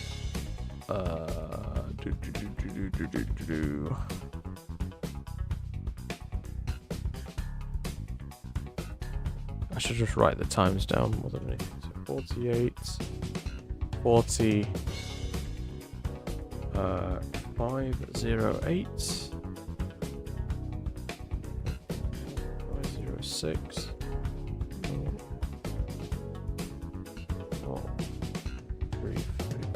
2, 4, 6, 3, 1. And also, I won't write the results down after the last race, but if you do want to find out the results after the last race, be sure to join the Discord, as the results go on there. And you'll probably not see these for a while, probably until the start of the 2005 season. You'll probably not see the results, so yeah. So if you are interested in finding out the results early, be sure to join the Discord if you haven't already. It'd be pretty cool, because we are nearly at 200 members on that, actually. Saw that the other day. 200 members. It's like, damn. That's like, you could fill like a small hall of people up with 200 people. That's like crazy, bro. They're like the most awkward 200-man room ever, because everyone's here watching my streams. And very clearly, my streams are not that good. So it must be pretty bored. It's a joke, by the way. I didn't get the fastest lap. It should be fine. I should be able to get the replay up, hopefully. 28.821, 29. 658, 30.174, 37.526, 37.873. Wait, what? What have I done? Oh, I'm stupid. I'm writing. Look at me. Look at me being a brainiac. Look at this guy. Look at this guy. Absolute stupid.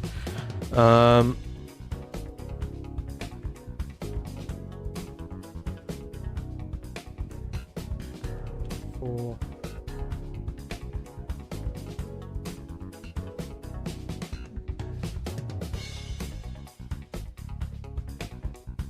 Lap 9 DNF. Lap 8 DNF. Lap 3 6 DNF. And the fastest lap went to Ryan Briscoe with something. So now, if I grab this, put that over there. I'm not writing the quality results, because that is going to take me some time.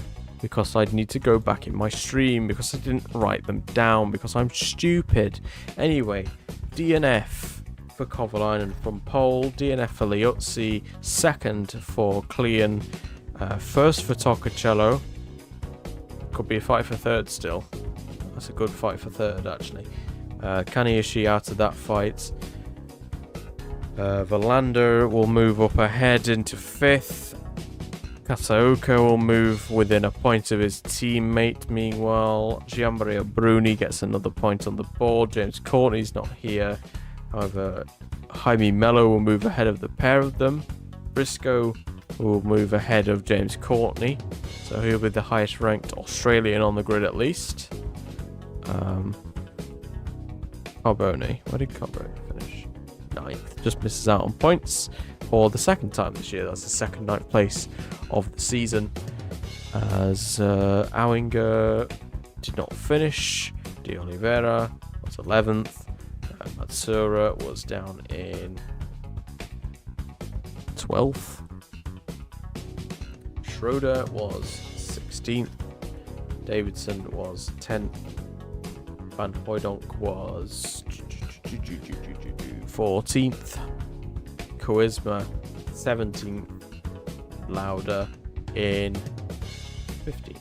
And Hirona 13th.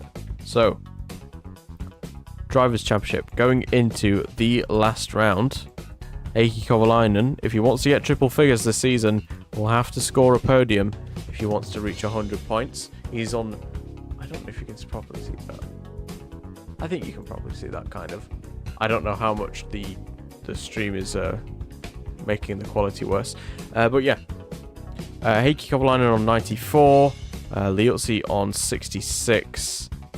Christian Klein on 57, 2 points ahead of Enrico Toccacello. So the battle for Second is actually still on by technicality. If Klein gets a win and Liuzzi fails to score points, actually, if on countback, actually, if Christian Klein finishes first and Liuzzi 8th, then Klein will get it on countback. So that is an interesting one developing. Tokicello, though, very easily could get third place, in the championship, I should say, as he is just 2 points behind Christian Klein, followed by Valander, Kaneishi, Kataoka, Mello, Bruni, Briscoe, Courtney, Carboni, Auinger, De Oliveira, Matsura, Schroeder, Davidson, Van Hooijdonk, Monfordini, Kuisma, Scasalati, and Lauda have all scored points. Hiranaka, we'll see if he can do so as well in Suzuka. The Constructors' Championship. Oh yeah, let me put fastest lap on Briscoe's name. Both DNF'd. We saw a second place for you and a fourth place for you. So, like I say, Arden and Mirage level on points. Actually, Mirage go ahead on countback of more wins, but I'll sort that out after the season. Finishers first and 9th. Actually, it's a three-way battle because Colonia are only 4 points behind as well. So, this is looking fairly tasty. Looking fairly tasty for second place. As yeah, it seems that Chamera Autobacks will finish in 5th place. I think mathematically they're mathematically confirmed to finish in specifically 5th place because they can't be beaten from behind either. 14th and 8th. Seems that Turismo's pretty set on for 6th as well, which is good for those guys. Durango got no points. They were 13th and 15th. They were 11th and 10th. And Supernova were 16th and 17th. So they're probably going to end up finishing last this season as they are 6 points short of the rest of the table. Now, let me go and sort out the race for Suzuka. Give me not even 2 minutes. I've already all sorted it out already, so weekend F1 season 2006 Suzuka, and let's go.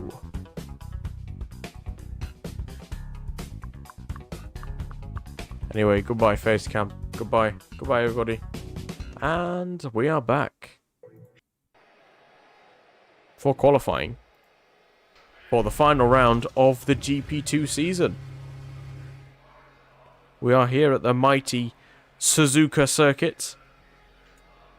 One of only a few tracks in the world to be a figure of 8. The only one on the Formula 1 calendar to ever be a figure of 8.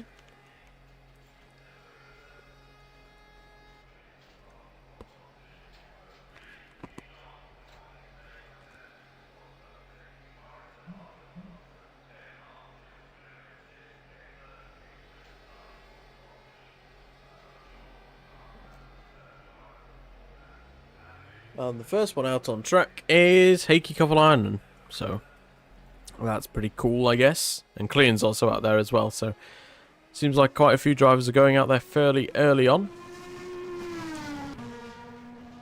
Mine went to press the N at the end with an accent key to accelerate time. I did think about accelerating, but it was like 10 seconds. I had to wait, so no bother in that really. So we've got the first of the drivers out there on circuits for the final round of the championship.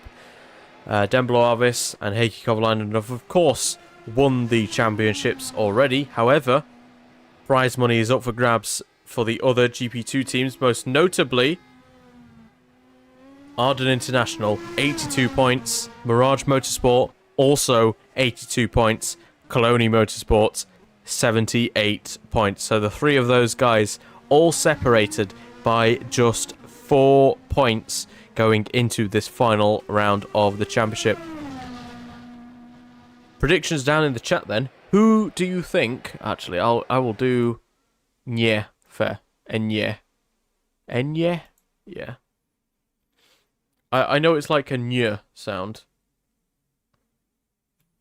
When it's like with other stuff, but I didn't realise on its own. But yeah.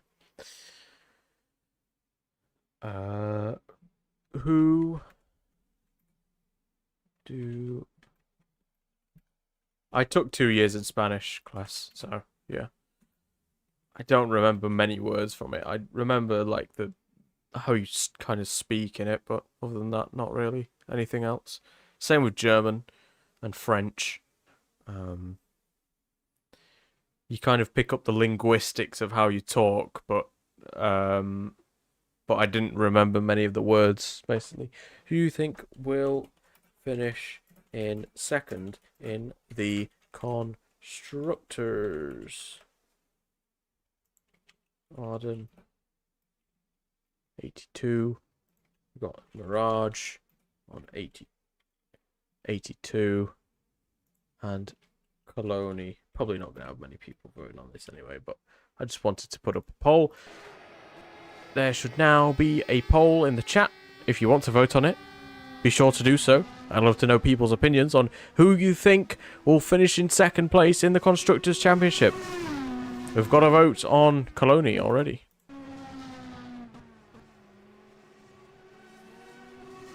Someone else thinking it's going to be Arden. No faith in the mighty Mirage, it seems. There we go. So, we'll go on board with a lap then with Heikki Kovalainen around the Suzuka International Racing Course. Of course, been on the calendar since 1987 in the world of Formula 1. And it has held many an important championship fixture in any motorsport scene. In towards turn 1 then, almost flat out for these drivers as they turn and brake for turn 2 on the exit then, not using all too much exit on the left hand side, and then up the Suzuka S's. A nice hilly landscape here as they go left right again, and then into the Dunlop curve of another left-hander. By this point you're kind of wanting that your tyres will cool down, but you've got no respite whatsoever as you head into the Degner corners. This one almost flat out in most Formula cars, and then heavy braking zone into the slow right-hander. Could potentially get moves done, but none more so than into the hairpin.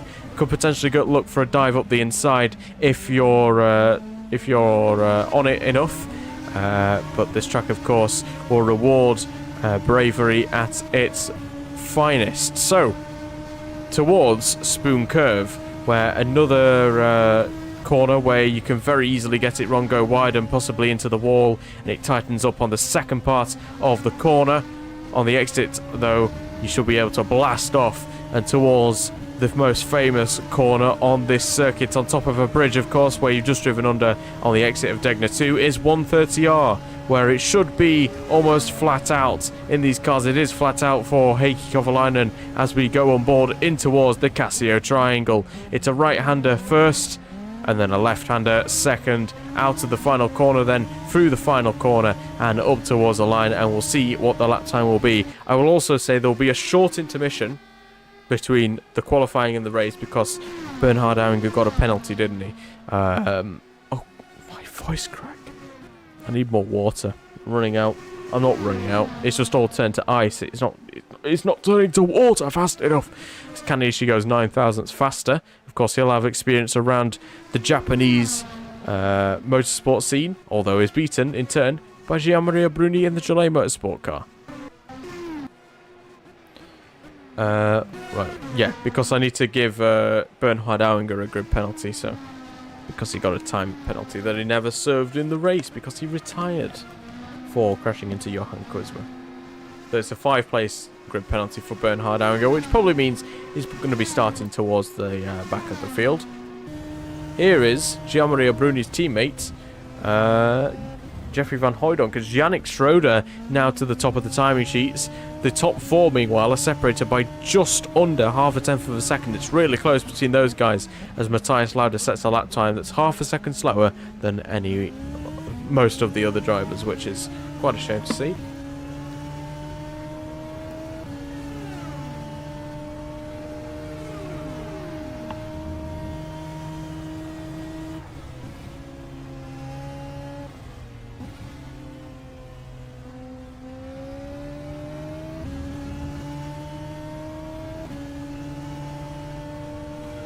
I wish you could see like how close they are to the pole position lap potentially on the sector splits, but unfortunately we do not have that technology on R Factor, or at least to my knowledge, which is a shame. As João Paulo de Oliveira now to pole position in the Richard Peor Excellence. We'll see though if Jeffrey Van Hooijdonk can find anything out the bag here. He's not often been a strong qualifier this season, the Belgian, and it's probably going to be along the same lines across the line though, and it will be good enough to put him in 9th position, which is second slowest of the drivers so far to set a lap time.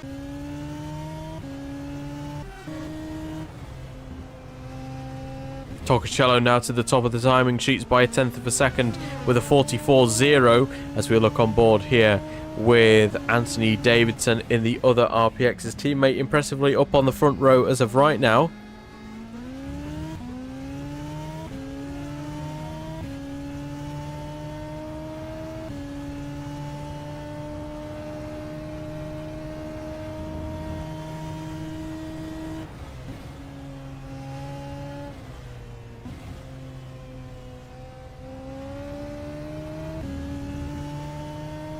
Driver's split times versus the pole lap. Oh, that's fair. Okay, yeah, we could fetch that up then, I guess. He is a 10th down through the... on the pole position lap. That's perfect. Yeah, I'll keep that up then. That's fine by me. Happy to keep that one up.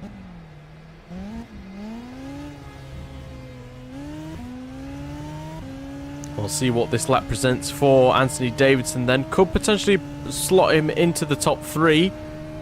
And it is good enough to put him in the top 3. So the two RPXs very strong seemingly around Suzuka, which is quite the shock considering how poor they have been in pretty much the entirety of the season, minus the likes of the Aldra Ring and Watkins Glen. Two tracks in which have pretty much no similarities whatsoever in their track design. As now Christian Klein will make his way towards the final chicane. Sorry, no, this is Jaime Mello, isn't it? Yes, this is Jaime Mello. I look at the red helmet and think it's Klein because the top of his thing is... Yep. Across the line then for Jaime Mello, and it's good enough to put him on the front row, just 78 thousandths away from pole position as of right now. 3.5 tenths down through the first sector for Katsuyuki Hironaka in the Durango Corsa car. And across the second sector split, he seems to have made a mistake as he's over a second down through the first two sectors, so he's probably not on course for a very competitive lap time. Tony Volander, though, almost matching Torricello through the first sector, so we'll see if Volander can once again get the upper hand in Japan over his teammate Heikki Kovalainen after he secured a third place finish, a podium for the Finn. Meanwhile, of course, Kovalainen retired from the race lead after a mistake in towards turn 10 at Autopolis. Quite similar actually to his engine failure that he had at the same corner the previous year in 2003. Fortunately though, it has not cost him a championship as he's already taken the crown. But for Volander, he wants to impress in the other Den Bla Avis, and he's half a tenth down through the first two sectors on Enrico Torricello. This is game changing. I can actually talk about how good their laps actually are rather than just completely guessing. It's fantastic. Up towards the line then for Tony Volander, and across the line for him, and it'll be good enough to take him to third position on the grid, just over a tenth behind pole position, and actually level on the timing sheets with João Paulo de Oliveira.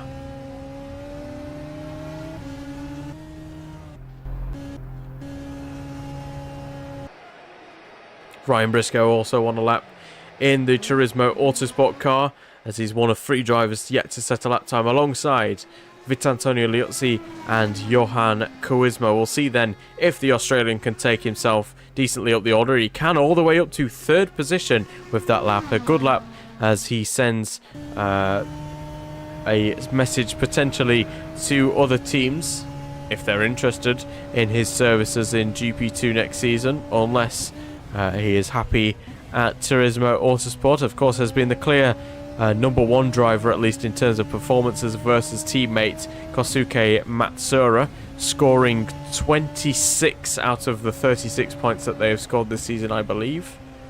Or it might be something along the lines of that. I'm not entirely sure. But yeah, it's been a fairly decent season for Ryan Briscoe. Much better than his return in 2002 to F3000 before he moved to F3 Euro Series. Back to F3 Euro Series, I should say. In 03, he won the title and has put in a much better shift in the second tier of open wheel motorsports, as he stakes a claim in potentially becoming the next Australian Formula 1 driver. Not entirely sure on whether he'd be capable of doing so, but never say never in the world of Formula 1, of course.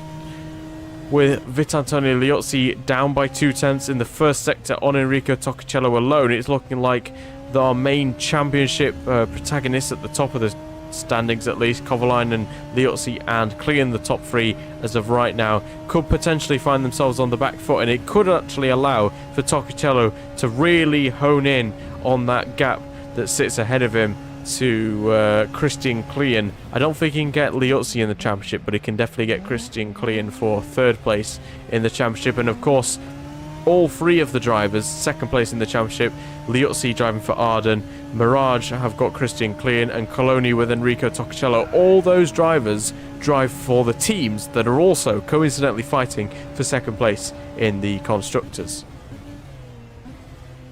So for Vitantonio Liozzi, it's 14th place on the grid for him right now, 4/10 from pole position, and he's going to try and go for another lap in this session.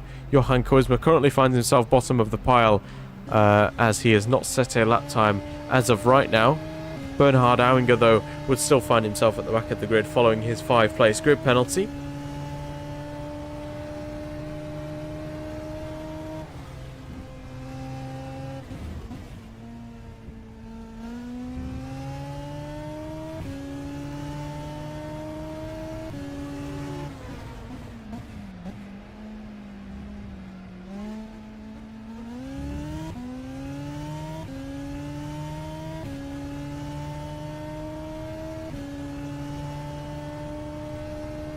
Benny, you can blame Casey for that because he never made the livery.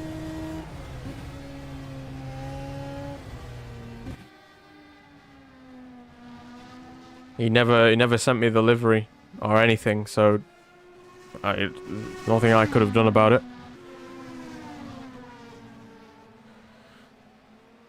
So yeah, that deal's not gone through, unfortunately.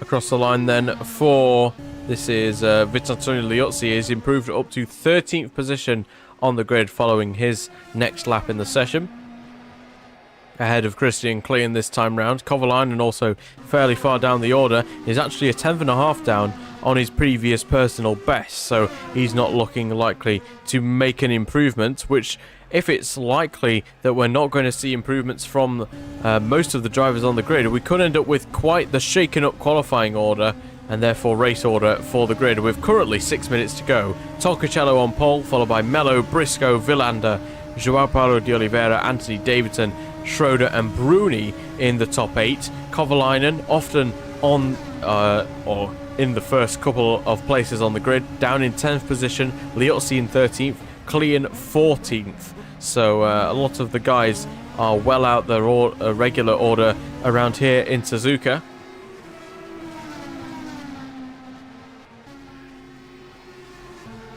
And across the line, that's 6/10 down on his previous best. And I think a lot of drivers are once again struggling to find time, although Liozzi is finding ever so slight amount of time in the first sector. We'll see what his split is across the second sector beam. He is ever so slightly up again through the second sector, so this could be a lap time that could potentially take him at least ahead of Kataoka, maybe even ahead of Fabio Carboni and Kovalainen. We'll have to wait and see, as here is Liozzi then looking to potentially put himself into the top 10 with this next lap on the board across the line, and it will be good enough to put him into the top 10 by a single thousandth of a second ahead of the champion, that is Heikki Kovalainen, who is now shuffled down to 11th place on the grid.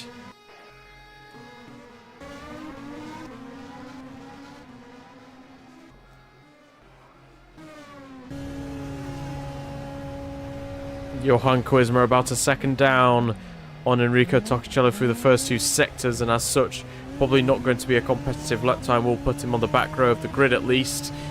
Maybe ahead of Bernhard Auinger if he finds no improvement across the line, and he does go indeed to 19th place on the grid. Bernhard Auinger is out there on circuit, although not setting a lap time as of right now, as that is Ryan Briscoe kind of getting in the way a little bit of Johan Quisma. Not entirely sure though if he's on a lap or not, as no real improvements or failures to improve around the track. It seems that they're all fairly close to their previous personal best, but not quite close enough. Across the line then for this is Gianmaria Bruni, who's in 9th place, unable to improve.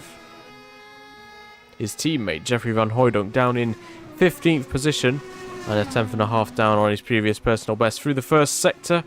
We'll see what the sector time presents itself. He is 3/10 down, so yeah, a lot of the drivers are struggling to find time on these last laps in the qualifying session. Hironaka, again, kind of struggling relative to teammate Matthias Lauder. It's likely that the Austrian will have the upper hand in the qualifying session, but as of right now, with 3 minutes to go, he finds himself in 18th place ahead of only Auinger and Johan Quisma.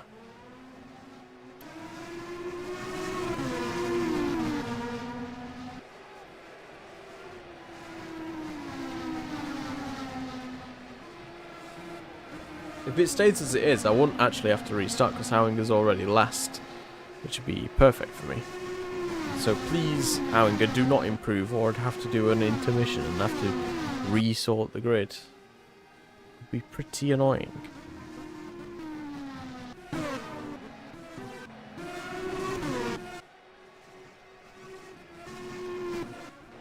He's 2/10 down for the first sector.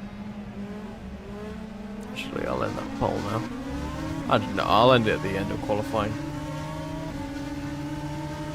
Everyone out there on circuit right now, but not a lot of people are finding improvements on their laps, and as such, this might be the qualifying order that we're left with Toccicello on pole position as of right now.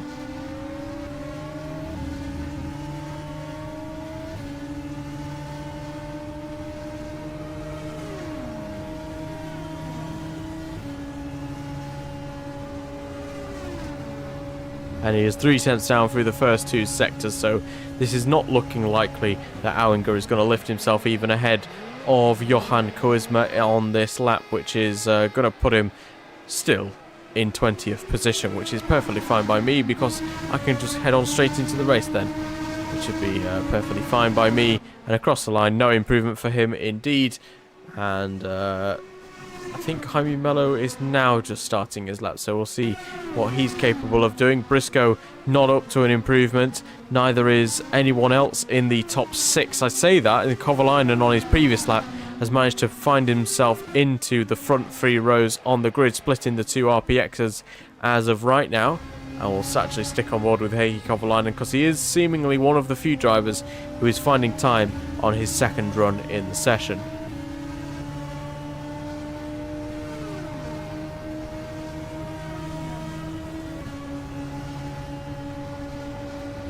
No, he's half a second down through the first 2 sectors, so he's not going to find time on his next lap.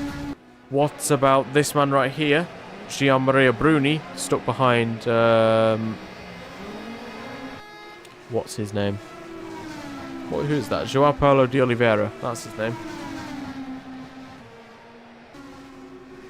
And across the line, he is a quarter of a second down, so no improvement for him.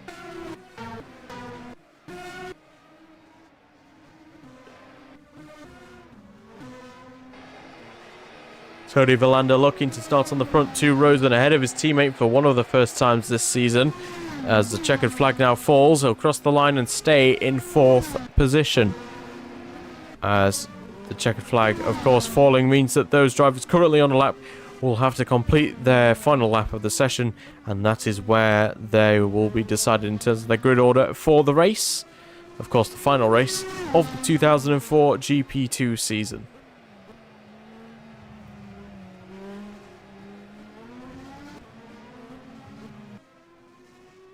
Pretty cloudy over one side of the circuit, but it seems pretty assured that it will remain dry for the foreseeable future, at least in this session.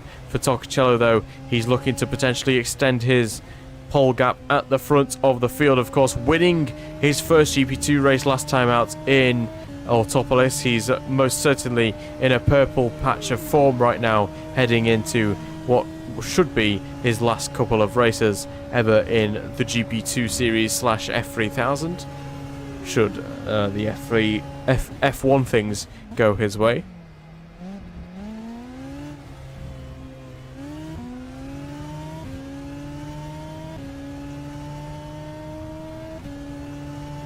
And up towards the line for Enrico Tocacello, no improvement found. However, he is still on pole position. Or is he? Kovalainen has gone to pole position on the death of the session by 0.08 of a second. Where did that come from the Finn? Not entirely sure, but right at the end of the session, it's Kovalainen who snatched pole at the death. What can Christian Klein do? He finds an improvement up to 7th position. And what a lap that was from Heikki Kovalainen. We'll get a replay of his final chicane.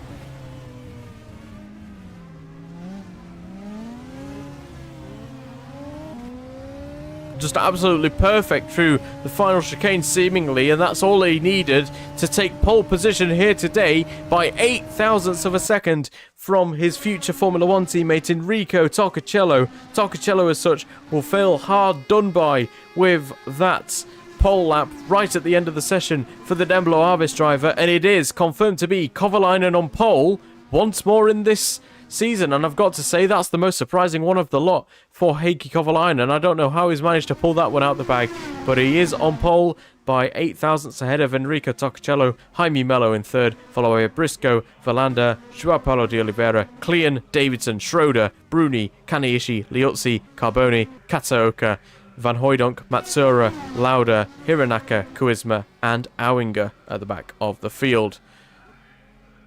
I'm going to give it a few minutes.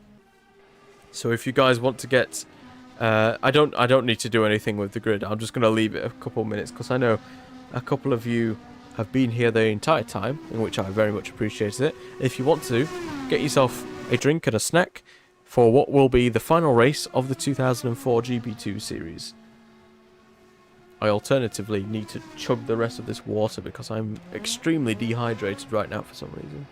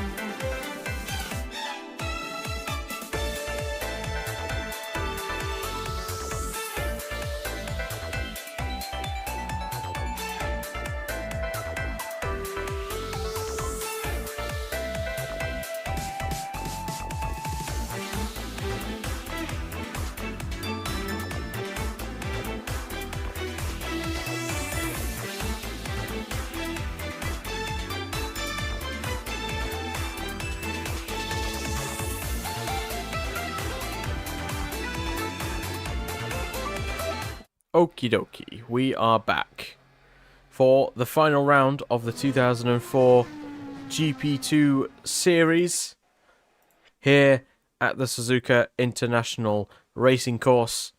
And Kovalainen is on pole ahead of Tokicello, Mello, Briscoe, Valander, João Paulo de Oliveira, Christian Klein, and Anthony Davidson. Predictions in chat if you want to on who do you think will win this final round of the season. Without further ado then, let's get this race underway. For the 15th and final time, we're going to wait for the lights to extinguish. And they've gone green, which means there's racing to be seen for the final time here in 2004. And it's a pretty good start indeed from Enrico Tokicello as they head in towards the first corner. Tokicello making contact there with Kovalainen as they head through the first two corners. Tokicello getting extremely wide as off the track goes the RPX. He's collected Valander. Off goes the Gillette Motorsport car and that's Liuzzi. Liuzzi's been spun round. Valander's been spun round. There's multiple cars off the track. Carbone's off as well. Oh, and that's another car off. Dear me, there's another car off. It's Auinger. Auinger's also out the track boundaries. And there's absolute chaos on this first lap. Oh dear me, and that's a lot of cars there with damage seemingly. Not entirely sure what exactly caused that, but Heikki Kovalainen still leading at the front of the pack. Right, let's get a replay of what just happened there at the start, because that was absolutely chaotic. So it was the RPX of João Paulo de Oliveira. Where is he? There he is. He was up in third off the race start. Kind of got spooked out by, I think, the car in front. Collected a couple of drivers as a result. And then it was Carboni getting flicked off by, I guess, trying to move out the way of Liuzzi. As such, losing grip. And then Auinger also losing it over the curbs through the S's. So a very chaotic start to this race. No safety car has been thought of by the stewards, and as such we are at full racing speed still on this first racing lap. And Liuzzi holding up a number of cars directly behind him. At the front of the field though, it's all rosy for Heikki Kovalainen, who looks to be on course for another victory this season, unless Tokicello can find some pace and potentially take his second win in a row this season. Jaime Mello is in third, followed by Briscoe, Davidson, Klein, João Paulo de Oliveira and Yannick Schroeder completing the points. Although he's under pressure ever so slightly from Toshihiro Kaneishi behind. We'll see if he can potentially muster up a move in towards the Casio triangle, potentially looking towards the inside. No, he'll think better of it. Isn't really able to get that move done. And that's... Oh, dear me! Oh, and that's Liuzzi into the wall. Liuzzi into the wall there. And a big crash down at 130R for Vitantonio Liuzzi. He's going to be able to carry on, but he's going to be at the back of the field. And that is an absolutely humongous crash there for Vitantonio Liuzzi. I'm not going to mind the fact that the model doesn't have a roll hoop. I wouldn't count that as a crash, as like an injury or anything like that. But over and over and over the curbs. My word, what a spectacular crash that was for Vitantonio Liuzzi. And of course, he needs to make his way into the box. And his chances of finishing second place in this Drivers' Championship have been greatly reduced with Christian Klein in the top 5.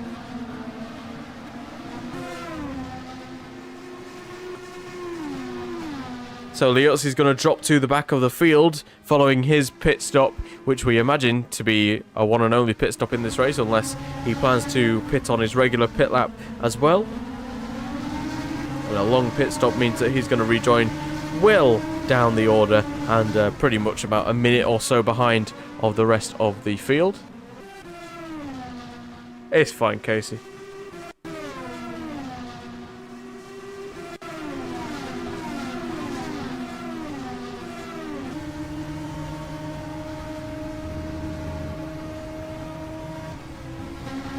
Here is Toshihiro Kaneishi, who has...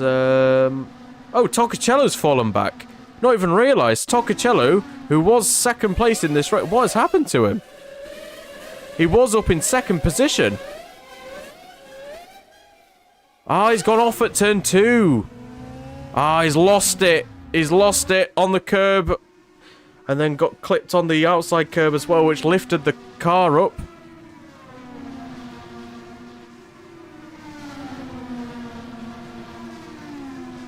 More like Farudacello.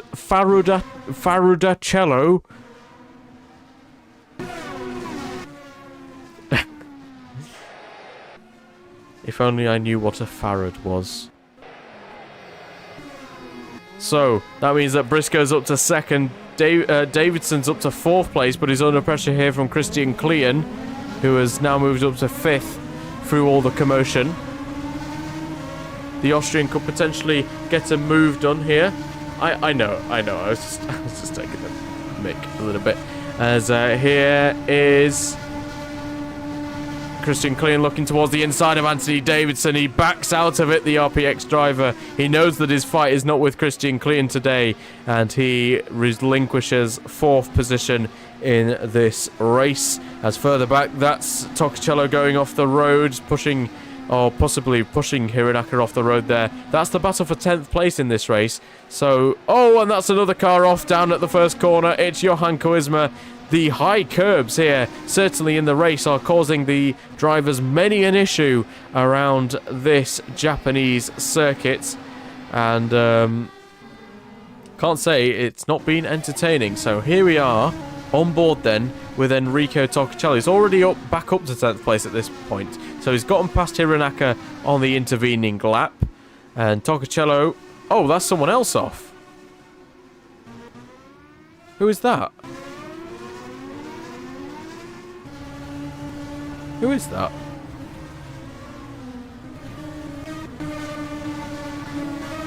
Where? Ah.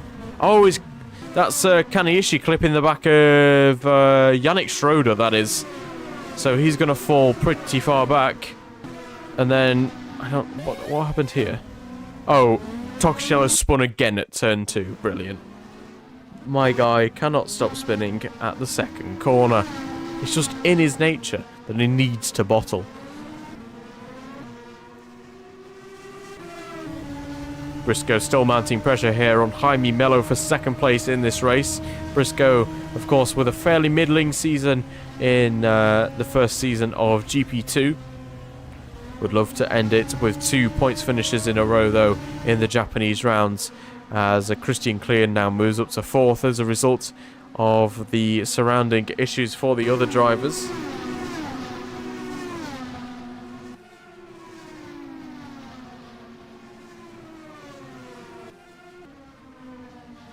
Auinger looking to potentially mount a bit of a combat drive here as he tries to look for a move on Fabio Carbone into 130R. The Austrian driver could go for it potentially. He thinks better of it. Thinks, oh no, is he going for it? I'm not entirely sure. He's a bit indecisive what he wants to do right now, the Austrian driver. Now he's going to sit behind in towards the chicane and stay in 16th place as of right now. As someone else is off, it's Briscoe. Briscoe's off the road. Oh, and he's clattered straight into the front of one of the Supernovas. That's the RPX as well, off the road. João Paulo de Oliveira, and he's spun round again. This has been chaotic down at turn 2. I don't know what has happened between qualifying and the race. I've not even changed anything. I've gone straight from one session to the other. And the AI just seemed to have, like that, just completely changed.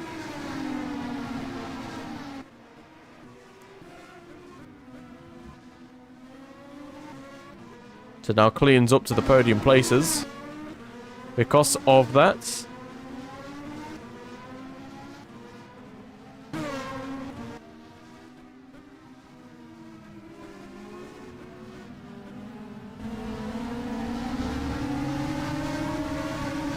Kyo, I don't know if you were here for when I was writing in the results, but you are guaranteed to finish in 6th, I think, pretty much. But yeah, I'm assuming you don't want to pick up any more damage costs, considering the facts. Yeah, it's going to... I think it requires like a Herculean effort from Gillette Motorsport to score like a double podium or something like that to actually outscore you in this last round.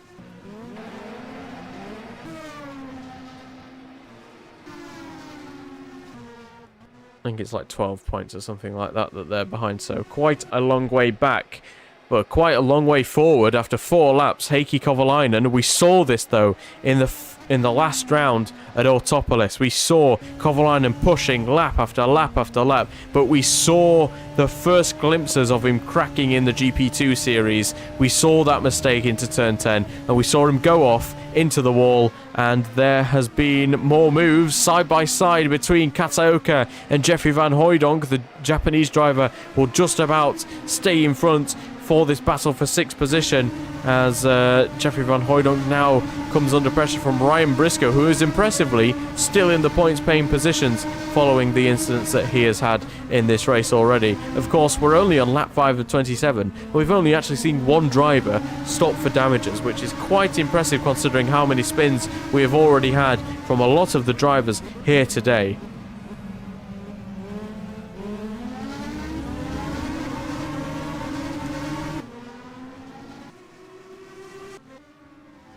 With Briscoe now gone, it means that Klein will be the next car directly behind Jaime Mello. Of course, these two are teammates at Mirage Motorsport, and with the incidents for Vitantonio Liuzzi and Bernhard Auinger, both of those drivers succumbing to issues in the first sector, it means that as it currently stands, Mirage Motorsport are on course for a 2nd place in the Constructors' Championship, which would be mighty impressive for those guys considering the mid-season slump that both Jaime Mello and Christian Klein found themselves in the latter part of the European stage. Hello, Leo. Welcome in. You're watching a move for 2nd position. Not quite. Jaime Mello just about cuts off his teammate there as they head through turns 1 and 2. So the two Mirage boys getting very close with one another. And as it currently stands, they would be on course for a 2nd place in the Constructors' Championship. That's nearly... Oh, that is someone round. That's Kaniishi. Kaniishi round at turn 2. Another issue for another driver. And that's collected Johan Koisma. Oh, and Bernhard Auinger as well. And it's chaos behind once again. What has happened in this... in the race for this to even happen? Gianmaria Bruni there in the wall. In qualifying. We saw it in qualifying. It was completely fine. And now everyone's just... It's if everyone's just dying at turn 2. I don't get it. I really don't... Oh, and that's a big shunt! Big shunt into the back of... I think that was Briscoe and Hironaka down at the hairpin. And a massive crash. His 2nd race in GP2 is going to come to an abrupt halt as a crash down at the hairpin has prevented a finish here today. And it looks like a potential mistake there from Hironaka straight into the back of Ryan Briscoe. And he has lost his rear wing at a bare minimum there, Ryan Briscoe, from that incident. Possibly even a bit of diffuser damage done to his car as well.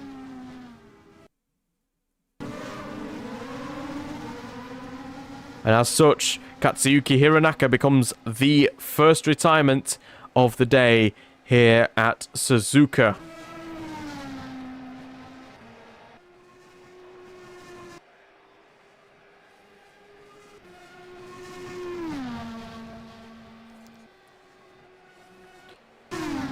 I also want to say that in the past couple of rounds, for those sort of crashes, that I specifically turned down the amount of force it takes to rip off a wheel. So yeah, so the driver behind is most likely going to rip a wheel off if they do that. So that's why a lot more retirements have been happening due to crashing, as well as the fact that I've increased the mistake rate. But you know, so this is the battle between Jaime Mello and Christian Klein for 2nd place in this race. And I've got to say, Davidson is putting in a shift right now in the RPX. as he closes in on the two Mirage Motorsport cars, currently about a second behind the two, and could potentially find himself with a first podium of the season if he plays his cards right here. Yannick Schroeder in 5th, Kataoka 6th, Jeffrey Van Hooydonk 7th, and Enrico Tocciello impressively, despite about 2 or 3 spins, somehow found his way back into the points. Welcome in Lazera, by the way.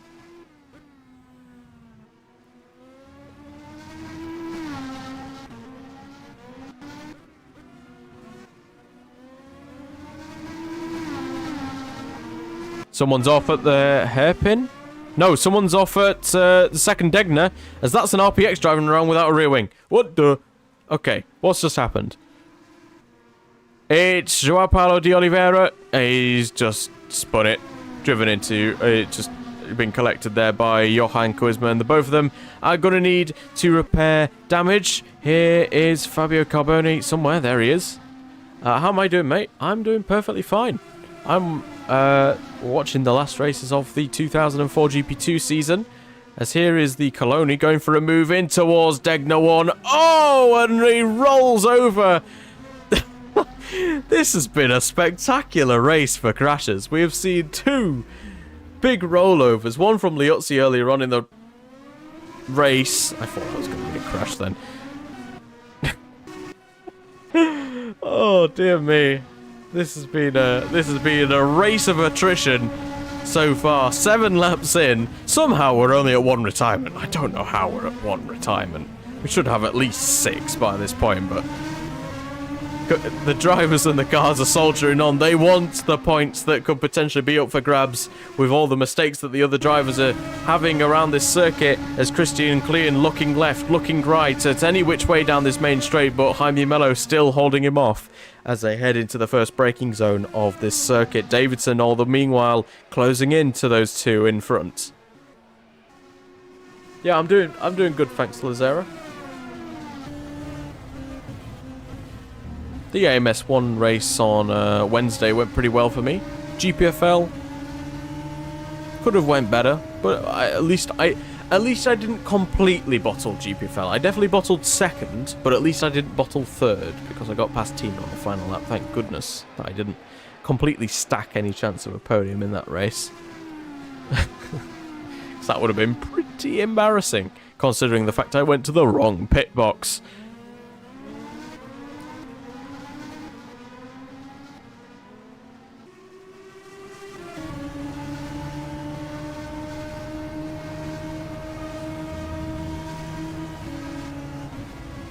Yeah, it often does in that series.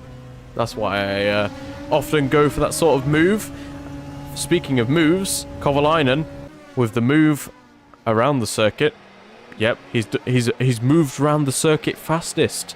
So much so that he's set the fastest move of the race with a 1:44.1. I don't know why I'm saying move so often. I'm just being particularly awkward while I'm talking right now for no apparent reason.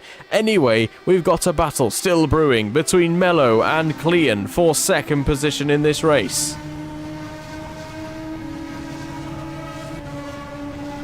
And Klein may have a brilliant run here.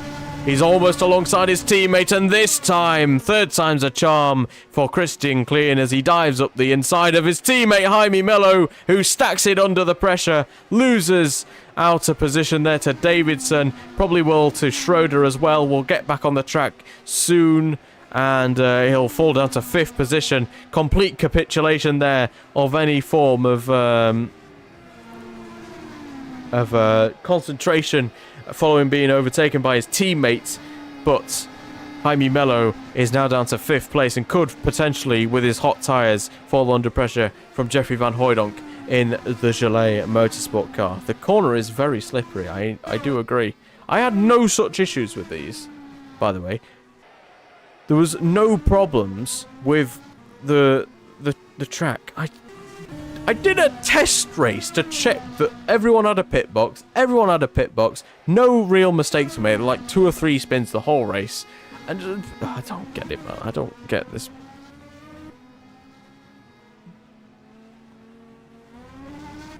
They say insanity is the definition of doing things over and over again and expecting different results.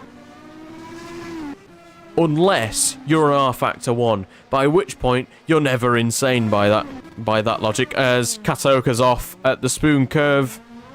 It seems that he's had an incident down there. That's the first incident that we've had in the middle sector, that part of the track at least.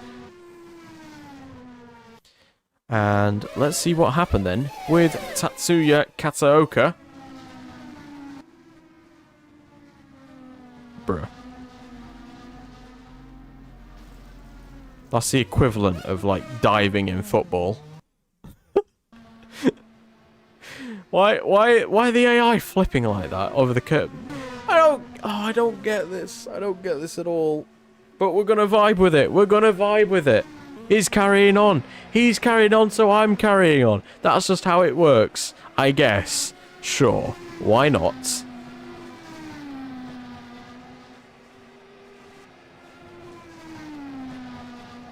No real battles happening on track as Jeffrey Van Hooydonk's in the wall at turn 2, and he's going to lose a lot of time due to that.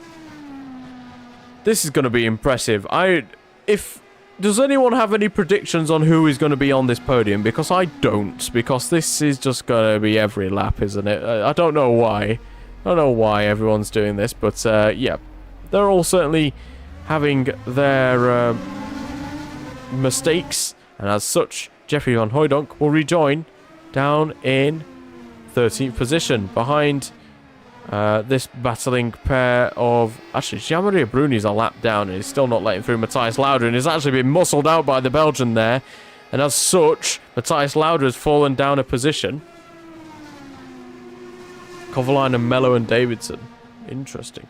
And there goes Fabio Carboni as well. So 2 for the price of 1, maybe for Matthias Lauda to lose places. Not quite, but Carboni's holding it round the outside through the second Degner, and we've actually seen a battle on track. It's Carboni ahead of Matthias Lauda, the Durango driver, now down to 14th position in this race.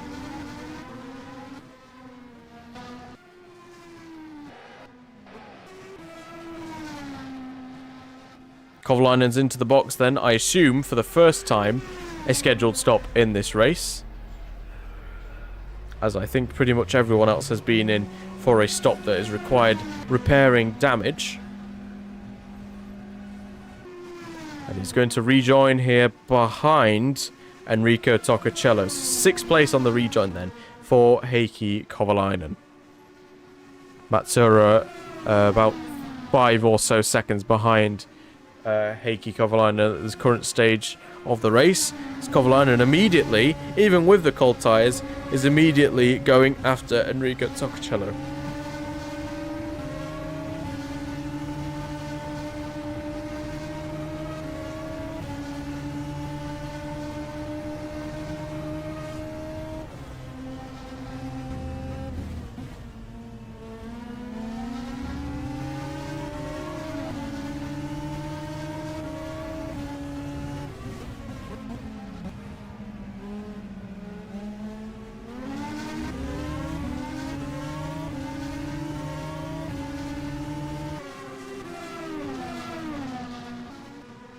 Here is Kosuke Matsura under pressure from Tatsuya Kataoka, the 2 Japanese drivers at their home track, battling over 7th position in this race. Of course, Matsura in the Turismo Autosport car, and we've got the Team Chimera Autobacks of Toshihiro Kaneishi currently trying to find his way through. Toshihiro Kaneishi's in 9th position. Kataoka is the lead Chimera Autobacks car in 8th, and looking to potentially seize 7th off of his countryman. Looking towards the outside of the Casio Triangle, no way through there, as Davidson is beginning to close in that gap to Christian Klein. It seems that the back markers are really struggling to get out the way in a timely manner for the leaders, and as such, it's allowing the gap at the top to diminish. As Toccacello's off the road again. Toccacello. Oh my days. Why has his car jumped off on the track? What? Why did his car jump like 3 meters in the air from like 20 mile an hour? I don't know. But he's up in 6th position now. Well, he's fallen down to 6th position. Meanwhile, further back, Matsura, yep, down to 8th position. All these incidents are really confusing to keep track of, by the way. It's very jarring, as well as the fact that I am, for some reason, extremely tired all of a sudden. It's hit me like a brick wall.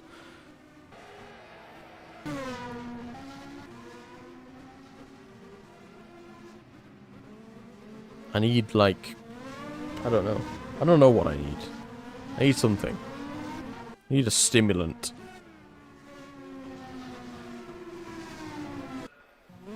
At the front of the field, João Paulo de Oliveira is holding up Christian Klein, so Anthony Davidson, his teammate, can catch up to the back of him. Is this cheating? I'm not entirely sure, but we're going to run along with it. As here goes Davidson, looking for a move on Christian Klein for the race lead. Up the inside and towards turn 1, not quite making his way into first position. But Davidson has now seen his teammate move out the way of him and Christian Klein, and as such, it's now game on once more between the front two. Schroeder in third position, just a couple of seconds behind meanwhile.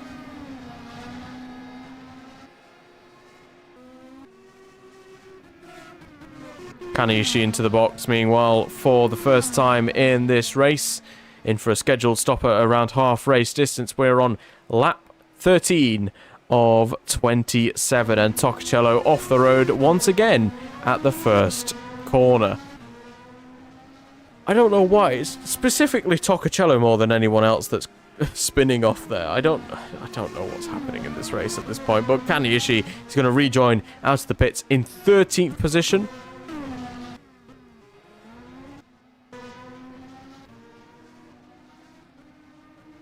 Davidson keeping with Christian Klein.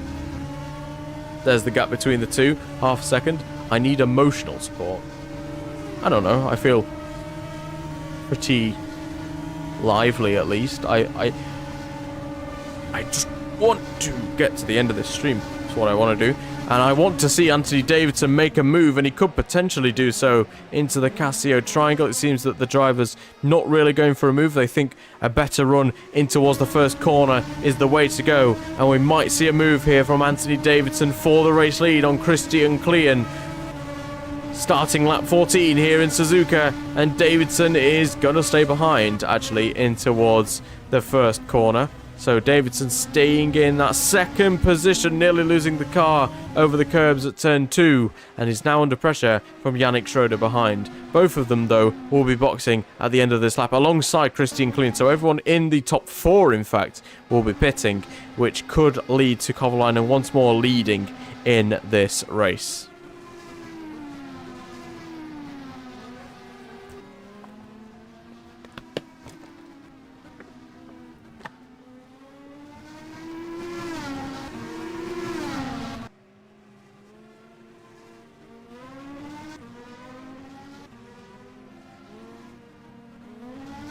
The racing gods saw he finally won and cursed him with Spinala. Yes, very much so.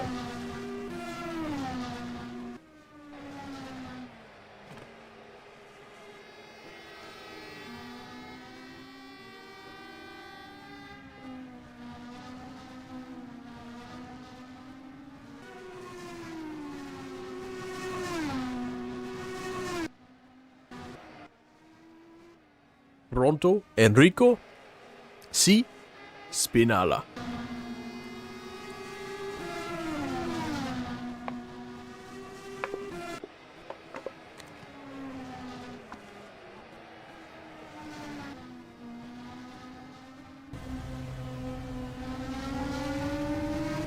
Here is third place man from Autopolis, Tony Valander, closing in on seventh place man, Kosuke Matsura.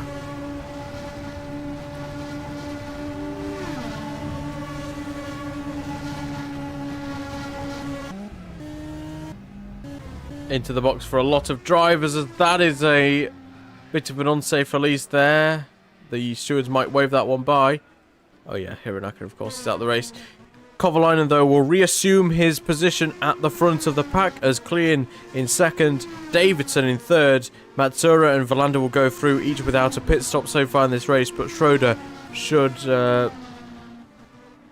be in fourth. That wasn't Klein, that was Jaime Mello. This is Christian Klein here. He's already made his pit stop.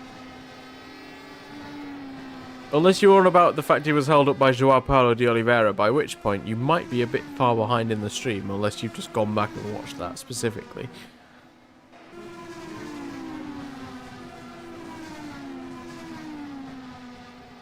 Hello, Nils, by the way.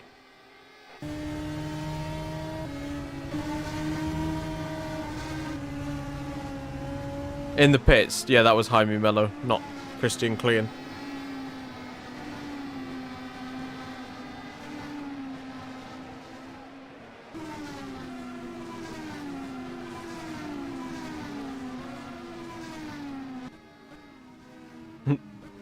Carry on. Right. Is there any more pit stops that are about to happen? It seems that no it will be the answer, but we are about to see, potentially, a first podium of the season for Anthony Davidson.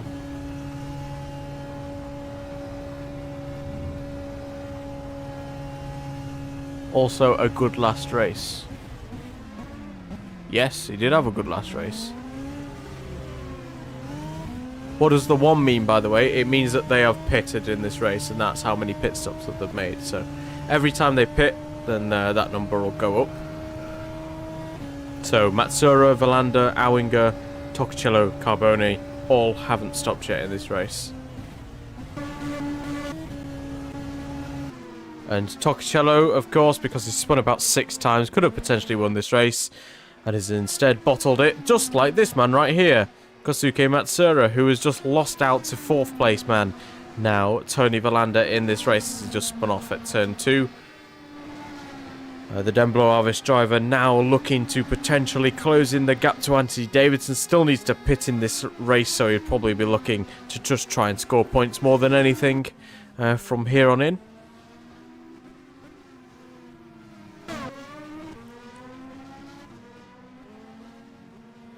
I tell you what, Kovalainen is not being given an inch by Christian Klein here. They are matching each other stride for stride in terms of lap time right now. Christian Klein and Kovalainen for the past 2 laps, I think, have been at a gap of aggressively rolled about 6 times at 130R and was still able to carry on because he's a beast.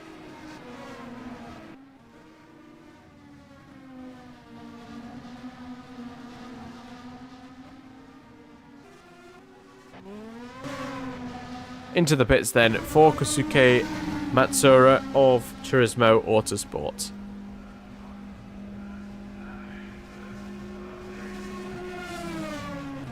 Yeah, I don't know why that's happening. It's a YouTube issue because it certainly isn't throwing up any issues on my OBS right now. It's also lagging a bit on the YouTube end for me as well, so.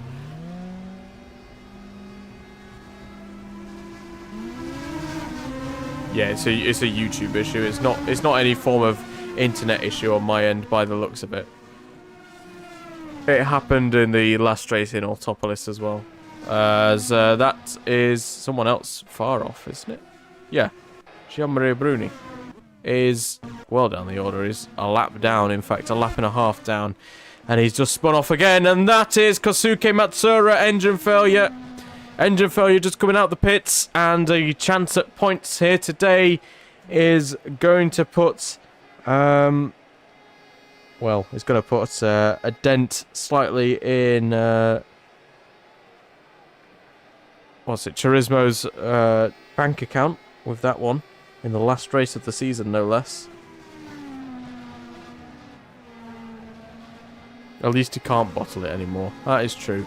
And he becomes the second retirement of the race.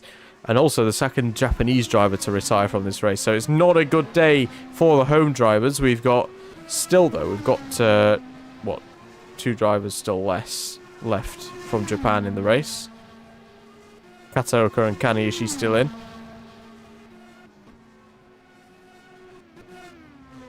Just realised that 20% of the grid is now Japanese. That's kind of funny.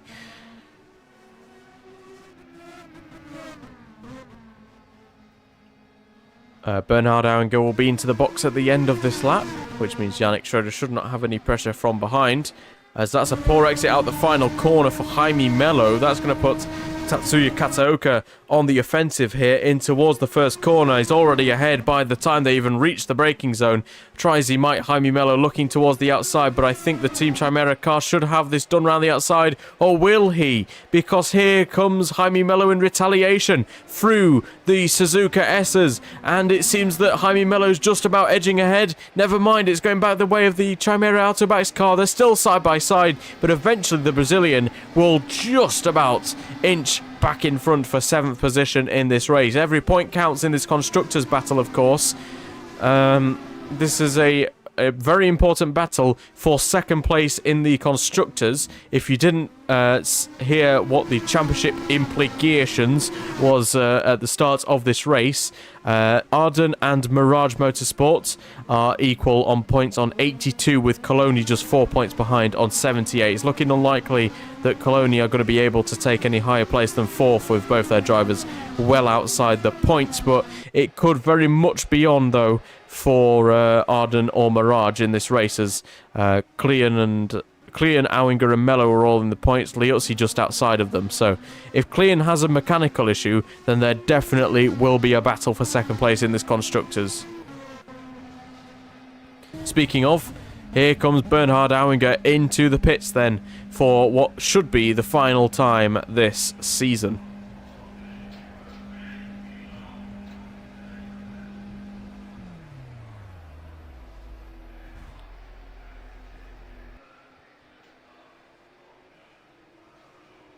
And it is a 7.5 second stop there for the Arden International team. And several drivers are going to drive past him down this main straight. And he's going to rejoin down in 9th place, directly in front of his teammate, Vitantonio Liuzzi. These two should be working together now to try and catch up to the cars in front, as points are most definitely on the horizon for those guys directly in front of them. Matthias Lauda is scheduled to box. Jaime Melo is also directly in front of them. So they both need to realistically get past Jaime Melo if they want any chance of getting 2nd place in this Constructors' Championship.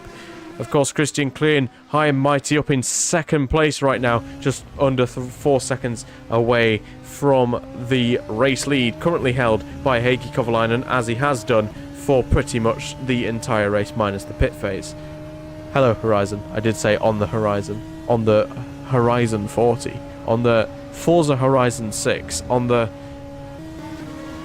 battle here, my word, between Auinger, Lauda, Liuzzi and Kaneishi, all battling over the same piece of tarmac here.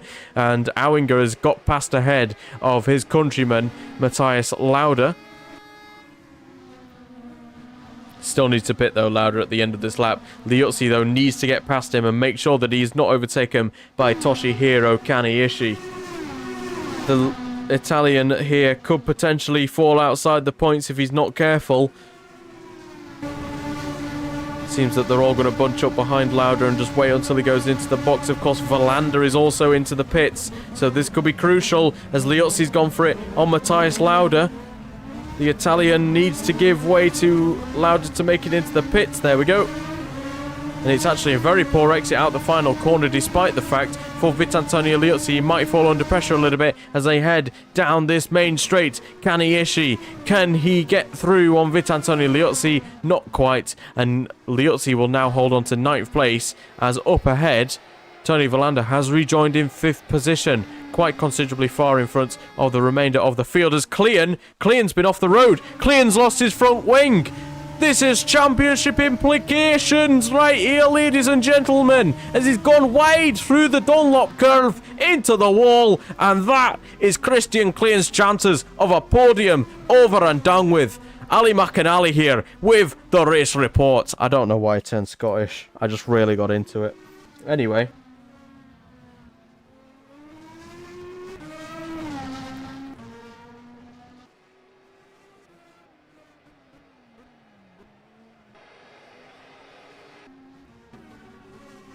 Kovalainen then still leads Davidson is second. Schroeder is now up to third. He could actually score his first podium of the season here.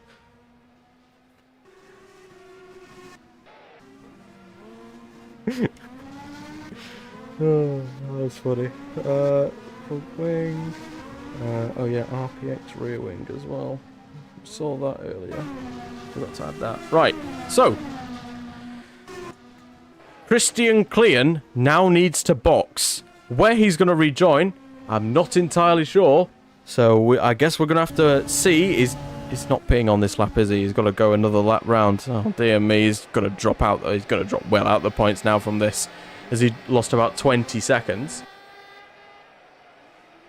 Just bought some strawberries earlier, opened the punnet, and there's a fucking obtusely large strawberry in there. Absolutely juicy, mate.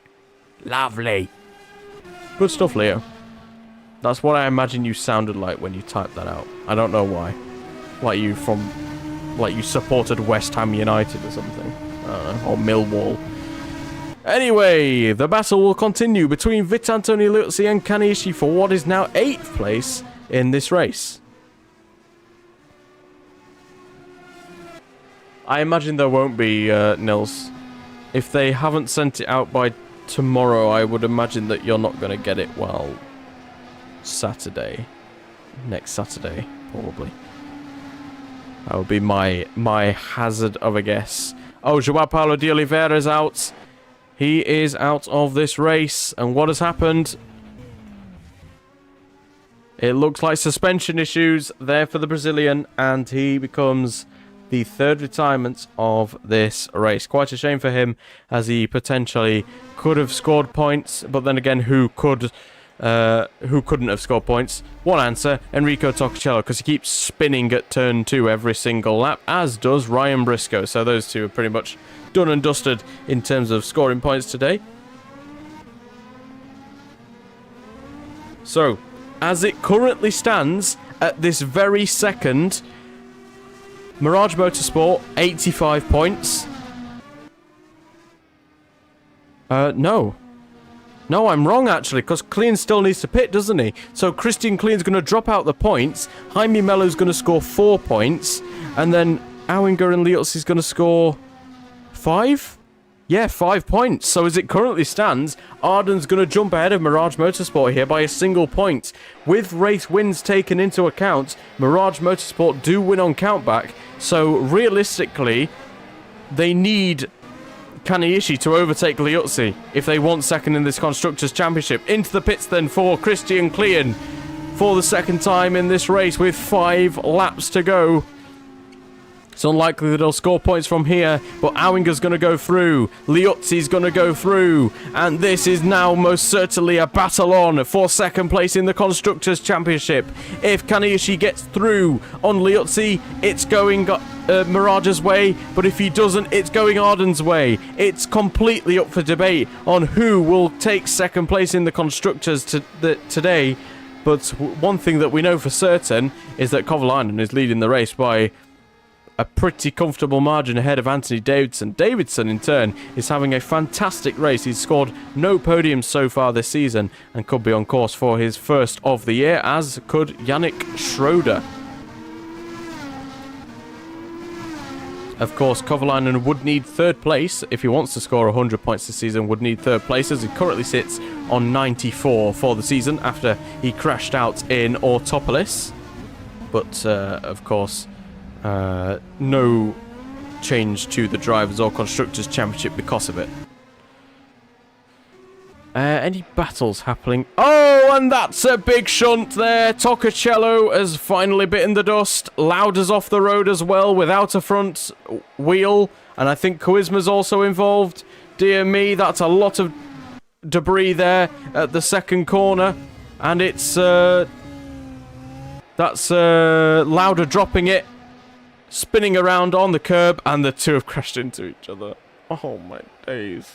That is such an awful crash. That is such a silly crash. Carbone spun round as well. Here comes Koisma, spinning it around, and then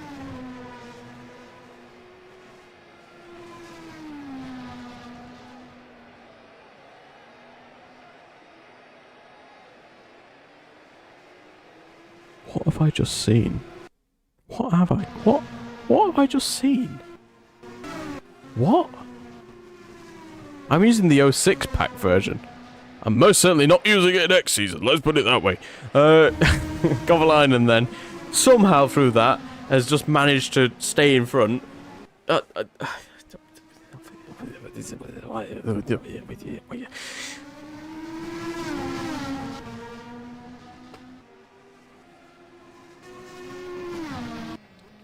All those incidents that happened around Kovalainen has actually allowed Davidson to close in quite considerably.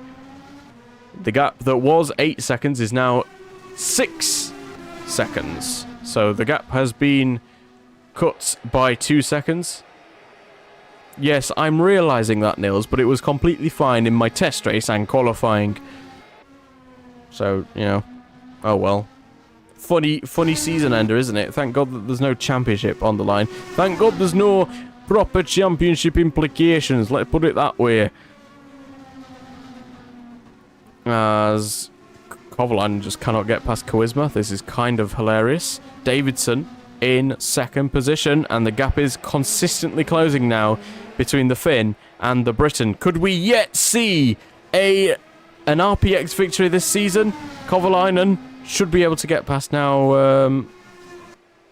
Maybe. Full ahead. There we go. But he has closed the gap. Anthony Davidson, 4 laps to go, and the gap is now 5 seconds, although there might not be any lap traffic until the end of this race, unfortunately, for Davidson, which could allow him to potentially close that gap in any further. The pace normally between the two is pretty much the same when they're both in clear air, so it's unlikely that Davidson's going to do it on sheer pace alone, as Liuzzi trying as he might to keep Kaneishi behind, but that's a very poor exit out of the Casio triangle, and this might give the upper hand to Kaneishi down this main straight. This is second place in the constructors on the line for for Arden and for Mirage, and that's Liuzzi slowing, and he's let through Kaneishi. I don't know what's just happened. Oh, Mello's off the track! Championship implications, ladies and gentlemen, as Jaime Mello's also spun off down at turn 2, and he's out of the points almost certainly now, and any chance of Mirage taking second place in the constructors has gone up in a massive pile of grass and mud and tyre smoke and everything that requires a spin on the grass. I don't know what to say, but it's Arden's to lose now, as they currently sit in 5th and 7th. Jaime Mello now down to 9th position. He's not even in the points anymore.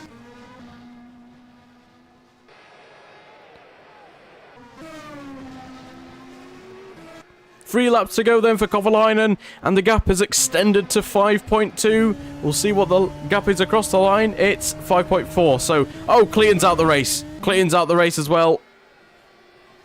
Another retirement today. Christian Clean. What has happened to him? Looks like brake failure, I think, there for Christian Clean. And he's going to park it off to the side of the road and retire.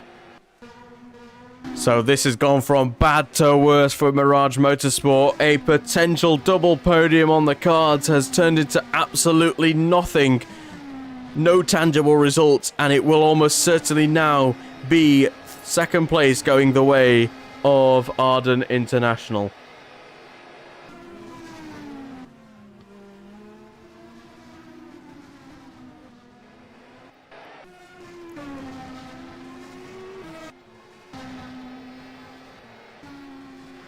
Liuzzi has really not been able to keep up with Kaneishi in these intervening laps.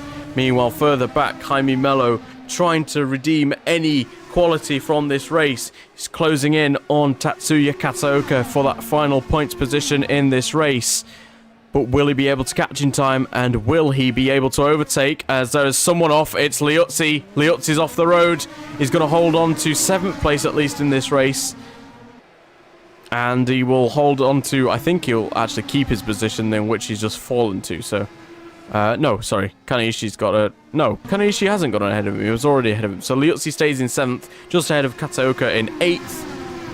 And, Yeah, it's going to require Bernhard Auinger going off the road for Mirage Motorsport to take this second place now. Doesn't matter really if Liuzzi makes another mistake or not, falls out the points or not, but if Bernhard Auinger also makes a similar mistake, then it's still on for the Mirage Motorsport team.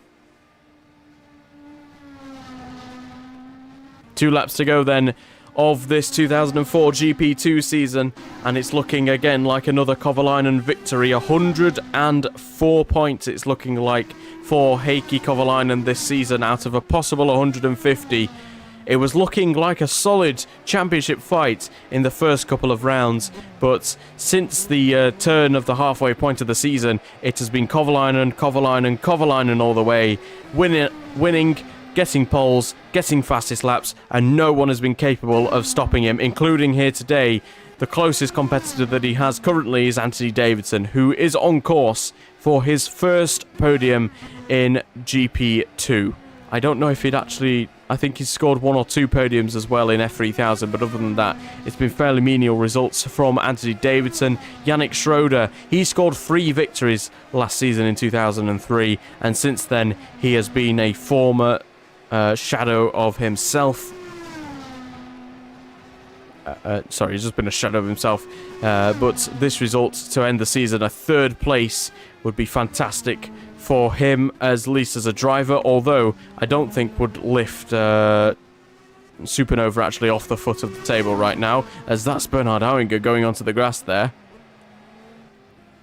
Really cutting fine lines there, and the grass a little bit for Bernhard Auinger, but he's still ahead of Kaniishi by a number of seconds. Jaime Mello has not been able to make any imprint, meanwhile, on Tatsuya Kataoka, as we now head on to the final lap of the season in GP2 in 2004.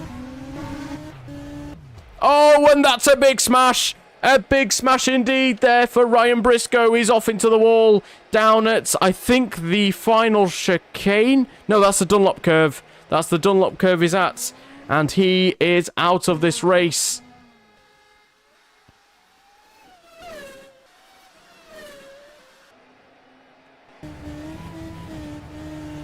And it looks like the curb has just spat him off into the wall there. Nothing he could have done about that. And his race has come to an end with another crash in this race. And yeah, it's certainly been a poor race for Turismo Autosport. So consistent in the second half of the season. And it's just completely fallen apart in Suzuka here today. With both cars now out of the race, it means that... Jeffrey Van Hooydonk is actually into the top 10 now. As we've actually only got 13 cars left, and that's Kovalainen! Kovalainen off the road on the final lap! He's spun off at Degner 2, and Davidson takes the lead of the race! What has happened to Kovalainen in this race? I don't have a clue! But we're on course now for an RPX win with Anthony Davidson just a couple corners away from victory!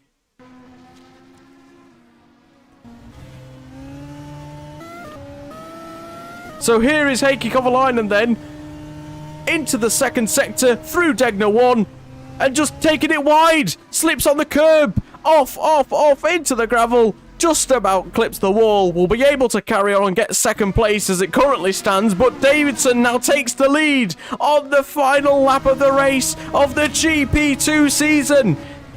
Anthony Davidson has been absolutely nowhere all season, with the best result I think of 5th all year, and now it is going Davidson's way.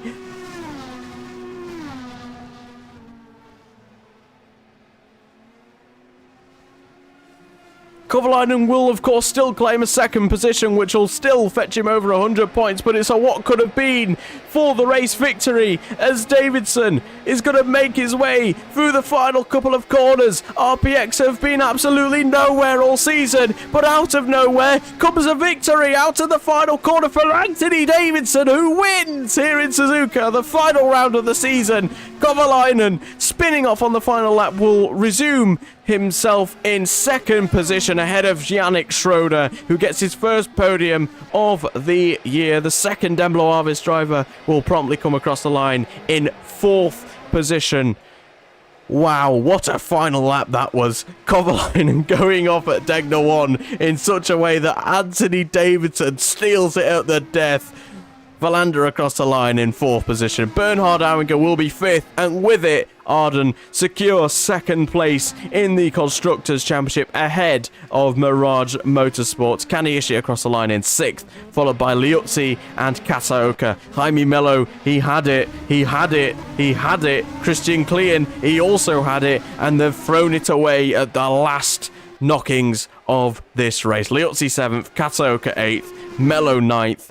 Van Hooijdonk will complete the top 10 with Carbone and Kuzma at the back of the field, with Bruni a lap down. Briscoe, Klein, Toccacello, Lauda, Joao Paulo de Oliveira, Matsura and Hironaka all retiring from this race, but this day belongs to one man and one man only. It is Anthony Davidson for Richard Payeur Excellence taking victory in the final round of the season.